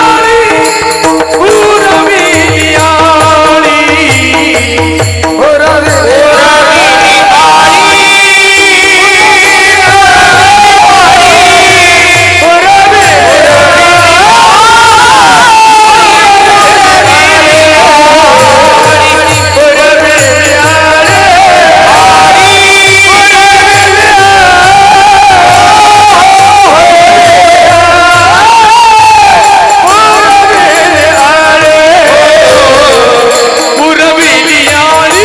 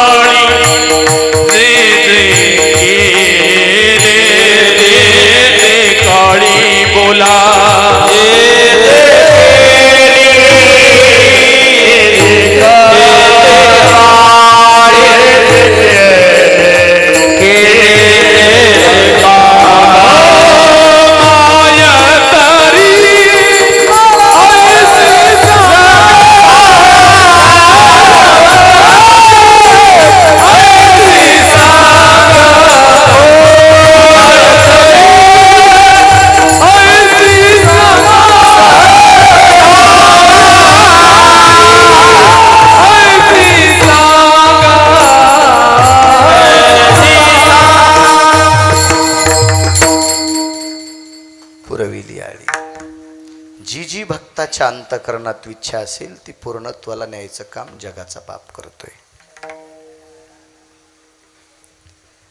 माय तरी आईशी सांगा तशी माय नाही, घेतले नुतरी उचलोनी कडेवरी. 12-13 मिनिटं वेळ राहिला असेल जनार्दन बाबा. जिल्हा परिषदची शाळा टाइमला भरती टाइमला सुटती. घेतले नुतरी.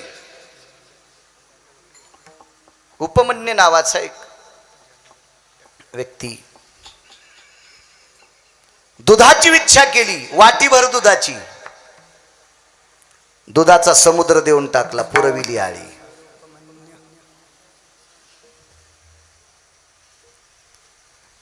पक्षाच्या कुळात एक व्यक्ती आहे जटायू. मागचा कर्मानुराग इतिहास जर पाहला, कर्माणू इतिहास मागचं कर्म जन्म पक्षाच्या कुळातला जन्म आहे. 2 इच्छा प्रगट केल्या, चंद्र सूर्यपर्यंत त्या पूर्ण केल्या. पुरविली आळी. खूपशे पुरावे पुराणातले देता येतील. ध्रुव नावाचा व्यक्ती एका आईनं ढकलून दिले, घेतले नोतरी. जिनं जन्म दिलाय तिला सांगितलं, माय बाबांच्या मांडीवर बसता नाही आलं. आईनं सांगितलं, बाळा ज्या बाबाच्या मांडीवर बसण्याचा इच्छा करतोस त्या बाबाची मांडी एके दिवशी तुझ्या डोळ्यानं तू पाहशील जळताना. आशा मांडीवर बसण्याचा प्रयत्न कर, आशाच्या कडेवर बसण्याचा प्रयत्न कर, आशाच्या खांद्यावर बसण्याचा प्रयत्न कर की तो खांदा, ती कड, ती मांडी मोडली नाही पाहिजे.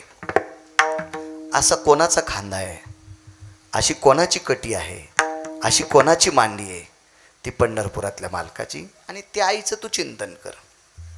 ध्रुव नावाची व्यक्ती मधु नावाच्या अरण्यात जाते, तिथं साधना करते. नारदांसारखे साधू भेटतात आणि एवढी मोठी साधना आढळ पदाला जाते. विश्वाचा मालक येतो आणि शंख गालाला लावतो. ध्रुव सावध, काय पाहिजे? मला एक ठिकाण द्या बसण्यासाठी. माझ्या बाबाच्या मांडीवर बसण्याची इच्छा होती, बाबाच्या मांडीवर मला बसा वाटते. देवानं तेच सांगितलं आईसारखंच. अरे ध्रुवा, ज्या बाबांच्या मांडीवर बसण्याची इच्छा करतोस ते बाबा आता जीर्ण झालेत, कारण तू तपाला येऊन एवढे दिवस झालेत.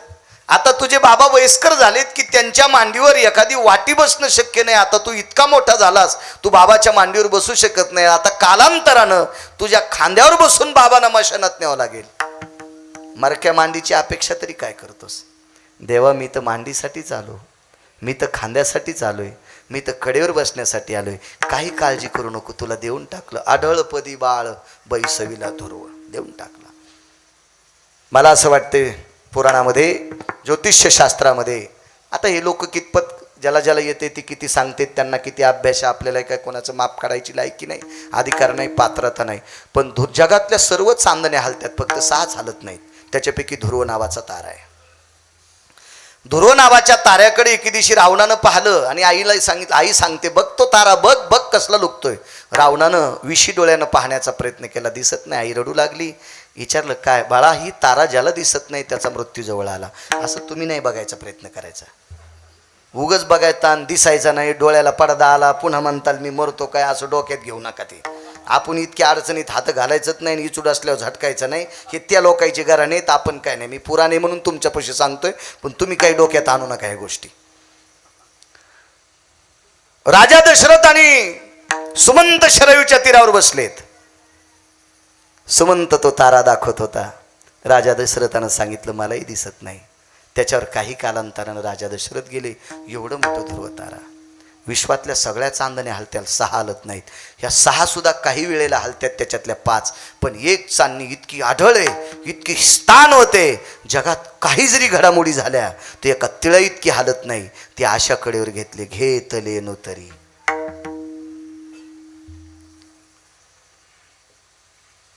पाप्याच्या कुळात एक वारकरी जन्माला आला.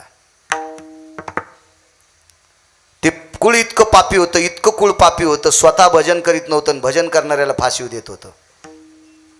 नाव घेऊन येदी देवाचे, हे ब्रीद हिरण्यकश्यपूचे किती पापी असेल.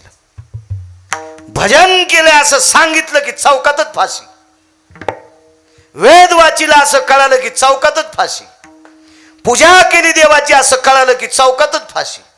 तिथून पुढे पूजेचे प्रकार झाले मानस पूजा, नाही तर अगोदर षोडशोपचारी पूजा होती. तिथून पुढे मानस पूजा. षोडशोपचारी पूजा म्हणजे सगळं मांडून वगैरे केलेली पूजा. आणि मानस पूजा नुसती मनाची या गंधे पूजिला नारायण, मनानं नुसती पूजा करायची. पंचगंगा हवानांचे प्रियतान्न मम, आपांपती निरहावानांचे प्रियतान्न मह, आपांपती भयव्याप्ती स्तत्रा तो जायते सर्वा हिरण्यमुद्रा हेम पुष्पम समर्पयामी. हिरण्यमुद्रा कोण अभिषेकाला ठेवू शकते? 7व्या दिवशी तुमच्या शिवपुराणाच्या पूजेला आता यजमान शिवमुद्रा, त्या हिऱ्याच्या मुद्रा ठेवू शकतो का? हेम पुष्पम समर्पयामी बिल्वदळा सर्वाती हेम सर्वकांती स्ततेवचा मुग्धा भयव्याप्ती स्ततेवचा. कसं शक्य? सोन्याचं फुल कसं शक्य? आम्ही तर मंत्रात म्हणतो, याला मानस पूजा म्हणायचं. मग सगळी त्या राज्यातली लोक मनानं पूजा करत होते. मनानं, दिसलंच नाही पाहिजे, मनातली मनात पूजा. पण एवढ्या पाप्याच्या कुळात एक वारकरी जन्माला आला. त्याचं नाव आहे भक्त प्रल्हाद. नुसता वारकरी नसून, नुसता भक्त नसून, भक्तराज प्रल्हाद जन्माला आले. प्रल्हादाला मारण्यासाठी वाटेल ते प्रयत्न केला. घेतले नुतरिया उचलोनी कडेवरी. खाली टेकीत नाही. एकदा कडेवर घेतलं की खाली टेकीत नाही. दोन्ही सांगतो तुम्हाला. एक तर कडेवरचं खाली टेकत नाही आणि विच्छेला तडा जाऊ देत नाही. दोन्ही ऐका याच्यातलं, दोन्ही पण. काय इच्छा होती प्रल्हादाची पुढे ऐका. आणि कडेवरलं खाली टेकलं नाही. 21 प्रयोग केले मारण्याचे, मरत नाही. 20 प्रयोग बापानं केले आणि 21वा प्रयोग आत्यानं केला. ती आत्या आली शहाणपणानं. शक्यतो सगळ्या आत्यानं माहेरात गेलं पाहिजे. 4-2 दिवस मोठेपणानं राहिलं पाहिजे. भाषे जिथे असली तर त्यानं नेसलेली साडी नेसून गेलं पाहिजे. भाषा सुनाला काही बी शिकलं नाही पाहिजे किंवा भाषाला जास्त चोंभाळून तिला खालीवरी नाही बोललं पाहिजे. आत्या असेल, कोणाची बहीण असेल, हिशाबात राहिलं पाहिजे. मी नेहमी सांगत असतो, ज्या बाईला माहेरातून भारीची साडी घ्यायची तिनं भावाला न चोंभाळता भावजाईला चोंभाळी जा. पण तुमच्या जिबीला असा एक दात आलाय, नसतो जिबीला दात पण ह्याच्या आलाय. ह्या माहेरात गेल्या म्हणतात, बाई काय मा दादा होता, लग्न झालं तसा कसा बोक्यावानी दिसत होता आणि आता माय मेलेल्या वघारावानी त्याचे गुडघ्याला गुडघे आदळलेत. बाई वहिनी तुमच्या धाकानच मा भाऊ वाळला. 7-8 दिवस राहिली. मग भाऊ म्हणला आता ताईला जायचंय, लुगडं आणायला जाऊ का संभाजीनगरला. आणि घरातले का फुकून द्यायचेत का. मग लग्नात आलेलं लुगडं नेशिलं. हे भावाला चोंभाळल्यामुळं. भारीचं लुगडं पाहिजे असेल तर गिरगावच्या बाळूचं औषध घ्या. माहेरात गेल्यावर एकच काम करायचं. काय वहिनी तुमचा स्वभाव बाई, काय दादा स्वभाव आडमुठ होता, पण तुम्ही काय तुमचा स्वभाव बाई, खरंच तुमच्या माहेरातली वळणं बाई, तुमच्या शब्दानं दादा किती व्यवस्थित, नाही तर आम्हाला पण बोलत नव्हता. काय तुमचं माहेर बाई, काय तुमचे भाऊ, कव्हा बस स्टँडच्या मुतारीला झोपलेले. असं म्हणायचं नाही. असं नाही म्हणायचं महाराज. मनातली मनात ठेवायचं. हो काय बाई तुमचा भाऊ परा दिवशी बस स्टँडला भेटले, आमचे लेकरं पाहून 2 बिस्किटचे पुढे आणले बाई, केळीचं डझन आणलं. काय तुमच्या माहेरात उदारताय बाई. काय हिचा बाप मेला तर भावानं पित्र पण नव्हते घातले. हो पण चोंभाळायचं. असं गोड चोंभाळायच्या नंतर येते मी वहिनी. भाऊ म्हणला घरात एखादं लुगडं असलं तर नेसून बहिणीला. बाई 150 पोतं सोयाबीन झाली, 2-3 पोते फोकाना आनंद नवी. भाव जाईल चोंभाळलं की नवं. या म्हाताऱ्या बी कधी कधी येड्यावानी करतात, कधी कधी सुना येड्यावानी करतात. दोघीनं जरा सूत्रात राहिलं पाहिजे ना. सुनानं जर आपल्याला पीस आणला तर म्हणायचं शेजारणीला मोठेपणानं, बाई बघा ना द्वारकाबाई परवाच्या दिवशी दिवाळीहून आली, इन बाईनं मला पीस द्याला चांदण्यावानीच चमकायला. सुंदुदाचा चहा करती. पण ह्या म्हाताऱ्या इतक्या वसकटवानी बोलतात. आली ना पराच्या दिवशी दिवाळीहून, आणलं ना टाकणं टाकायला धुडक, तिनं दूध सांडिलं काळा केला. भाषा गोड पाहिजे माझ्या माईनो, भाषा गोड पाहिजे ना. ही हिरण्यकश्यपूची बहीण नालायक होलिका किंवा शिवमिका, विप्रचिती नावाच्या राक्षसाची बायको होती. तिच्या नवऱ्याचं नाव होतं विप्रचिती. इतकं भावाला चोंबाळलं, दादा तू कशान खराब झालास. काय नाही म्हणलं, मला सगळं पैसे देऊ का. नको म्हणलं, तू या पैशाने इकडचं जळण. मग कशानं वाळायला. पोट्ट भजन करतोय म्हणून. पोरग भजनी झाल्यामुळं बाप वाळायला. किती नालायक बाप असून. मग दादा हे तुला आवडत नाही, मी मारते याला. अरे लय प्रयोग केलेत मारायचे पण मरतच नाही, मी मारते. तिला अग्नी प्रसन्न होता. विस्त्यात हात घातल्यावर हात जळतच नव्हता. ते म्हणली गावाच्या बाहेर लाकडं जमा कर, मी त्याच्यावर बसते आणि याला मांडीवर घेते. त्याला मांडीवर घेतले आणि बांधून आले. ते म्हणलं आत्या बांधूच नको, मीच तुला सोडित नाही.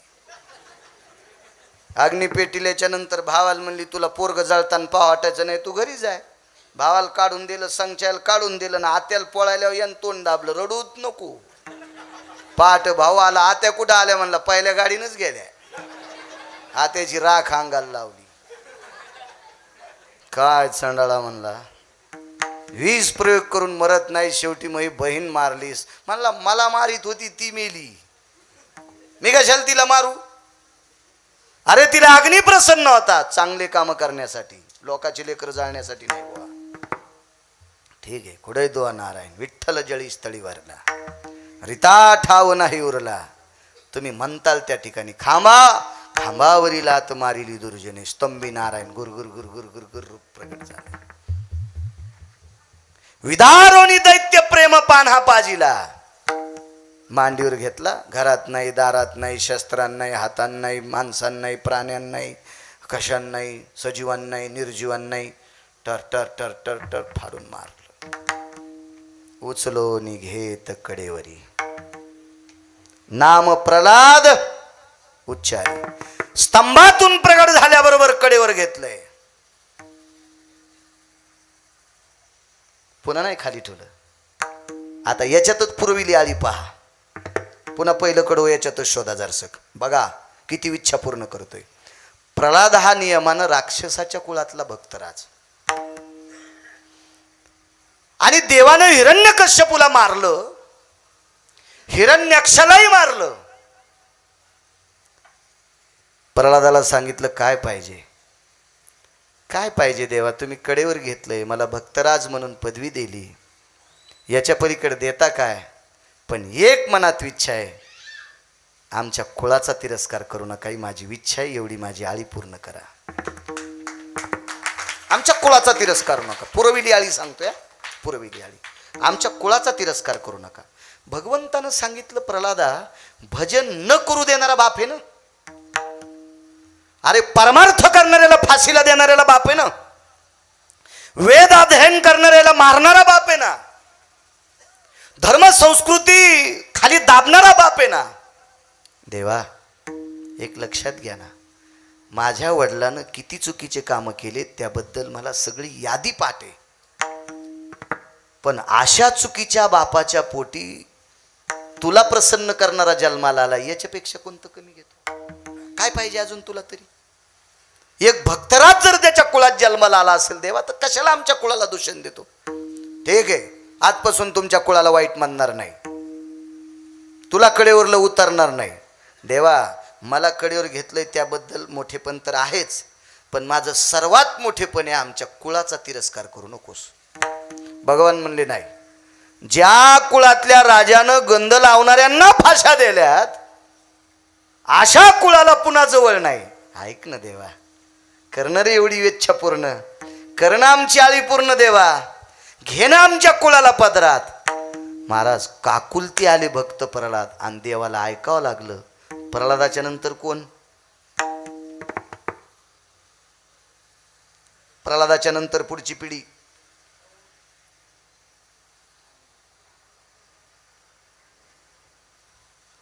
काही सांगता येईल? विरोचन, बळी, बाणासूर. तुम्ही म्हणा तो टाइम संपला, तुझे इठ्ठल म्हणा. आता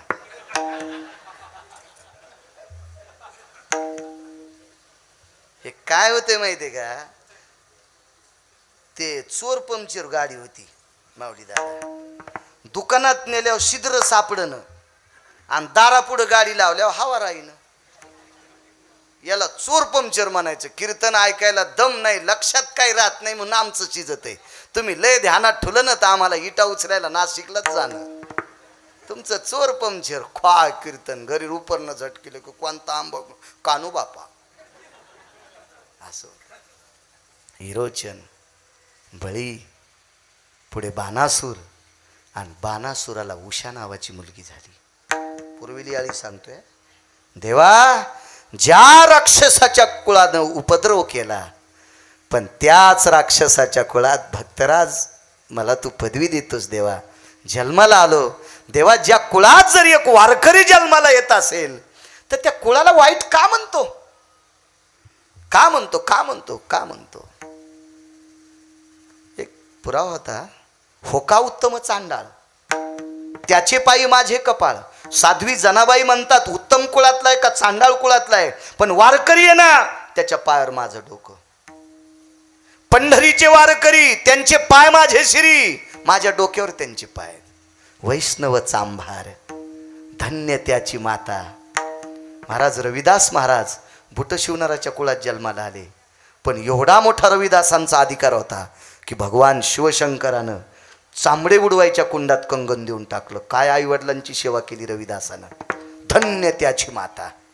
देवा इकडे वारकरी संप्रदायामध्ये एवढा मोठा पुरुषार्थ त्या कुळाला देतोस, त्या माता पित्याला देतोस, मग मी निशाचराच्या कुळातला जरी असेल, भक्तराज आहे, मग आमच्या कुळाचा तिरस्कार कर. ऐका प्रल्हाद, तुमची इच्छा पूर्ण करतो.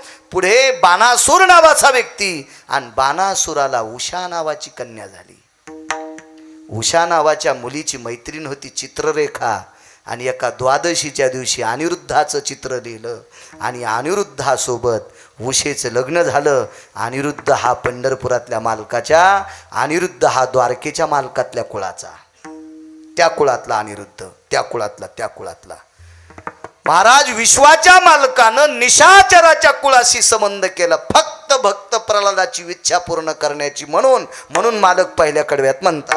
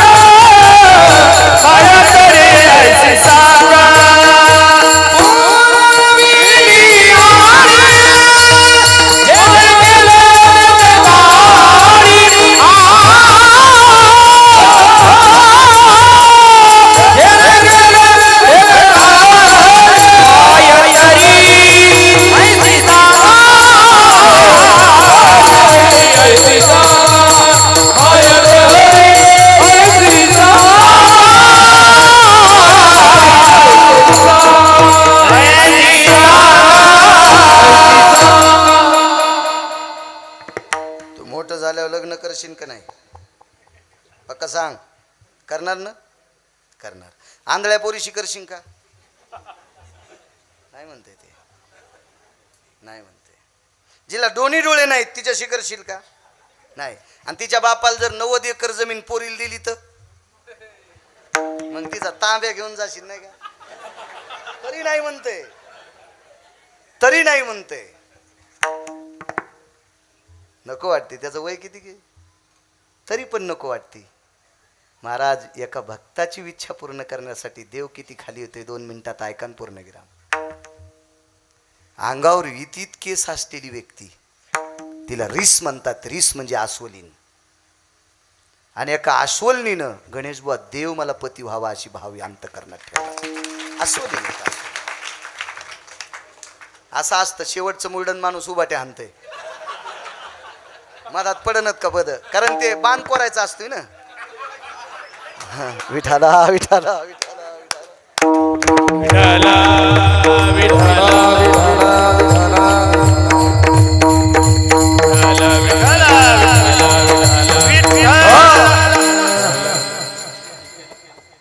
विद्वित केस आहेत, एक एक इतीत नख येत.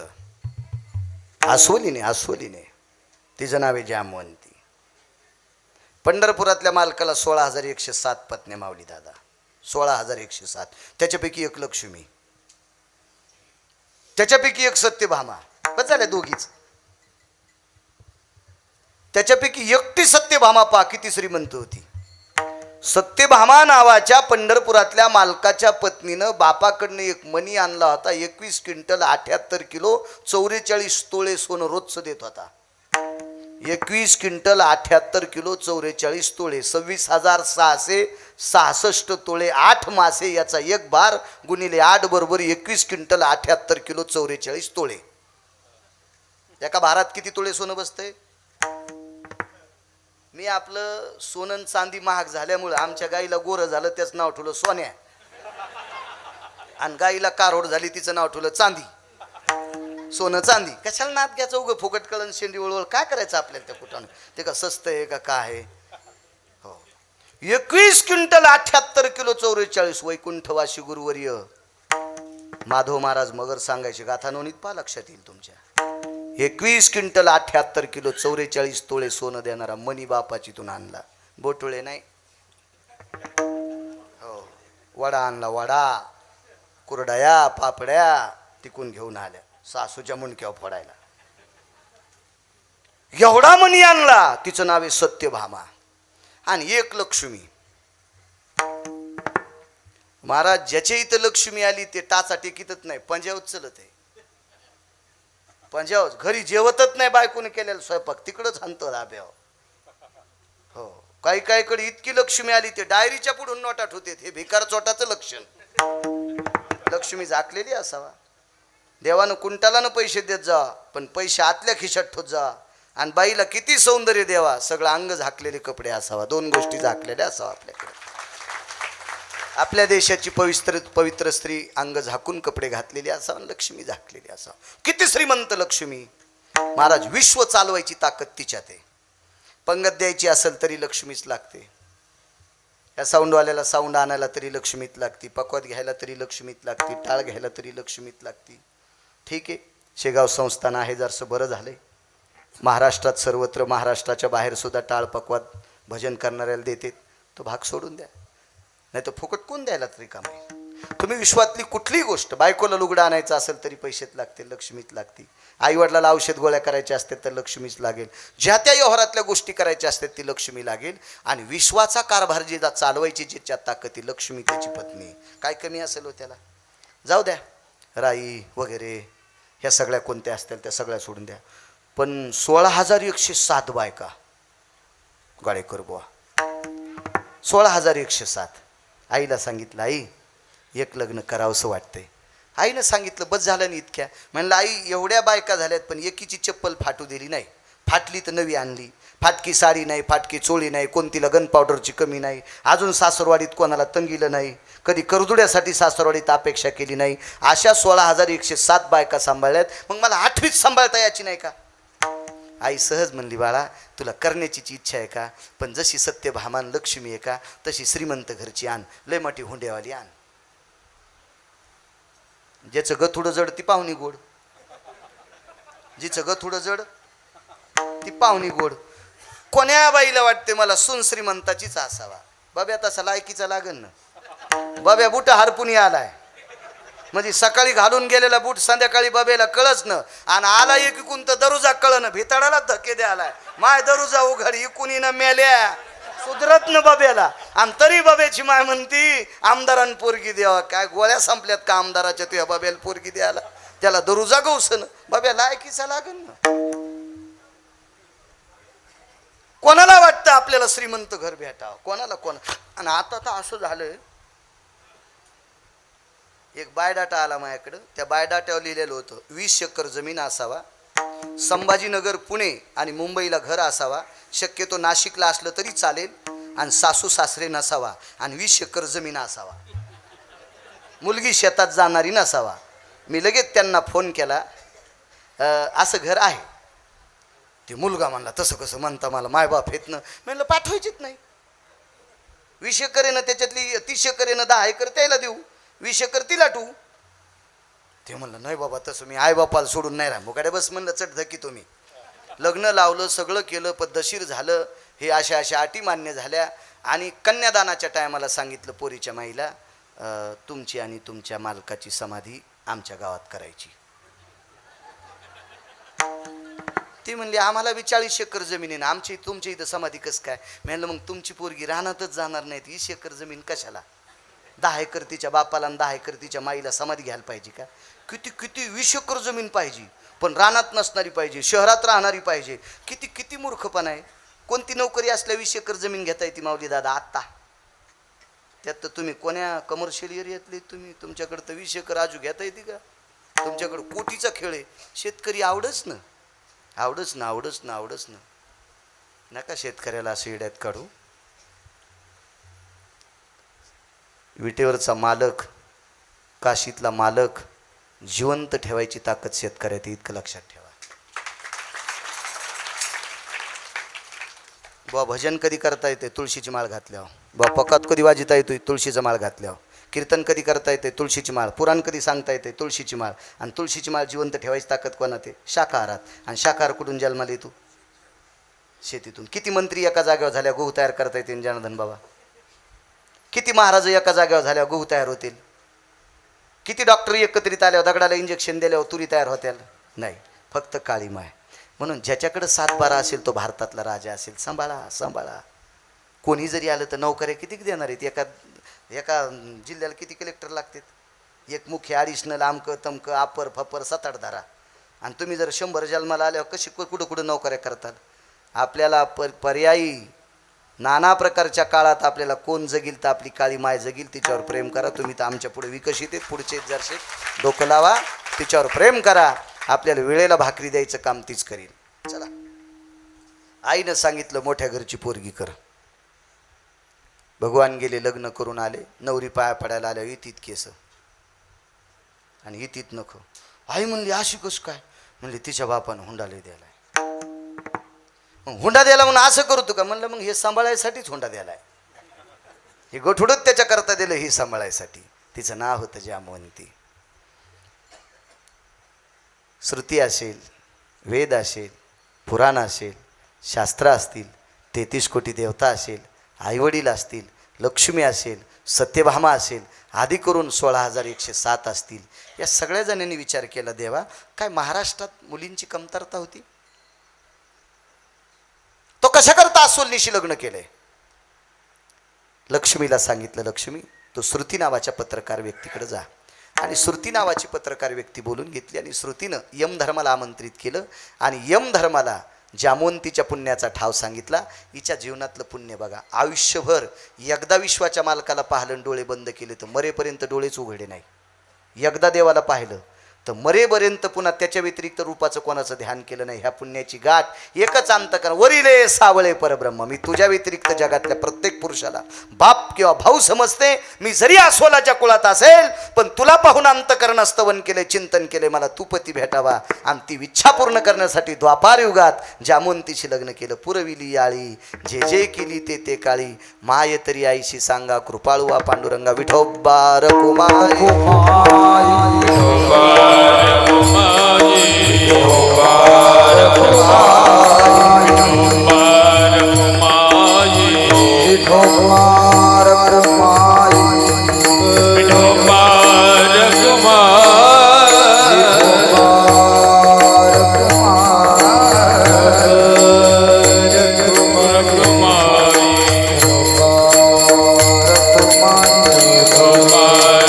Oh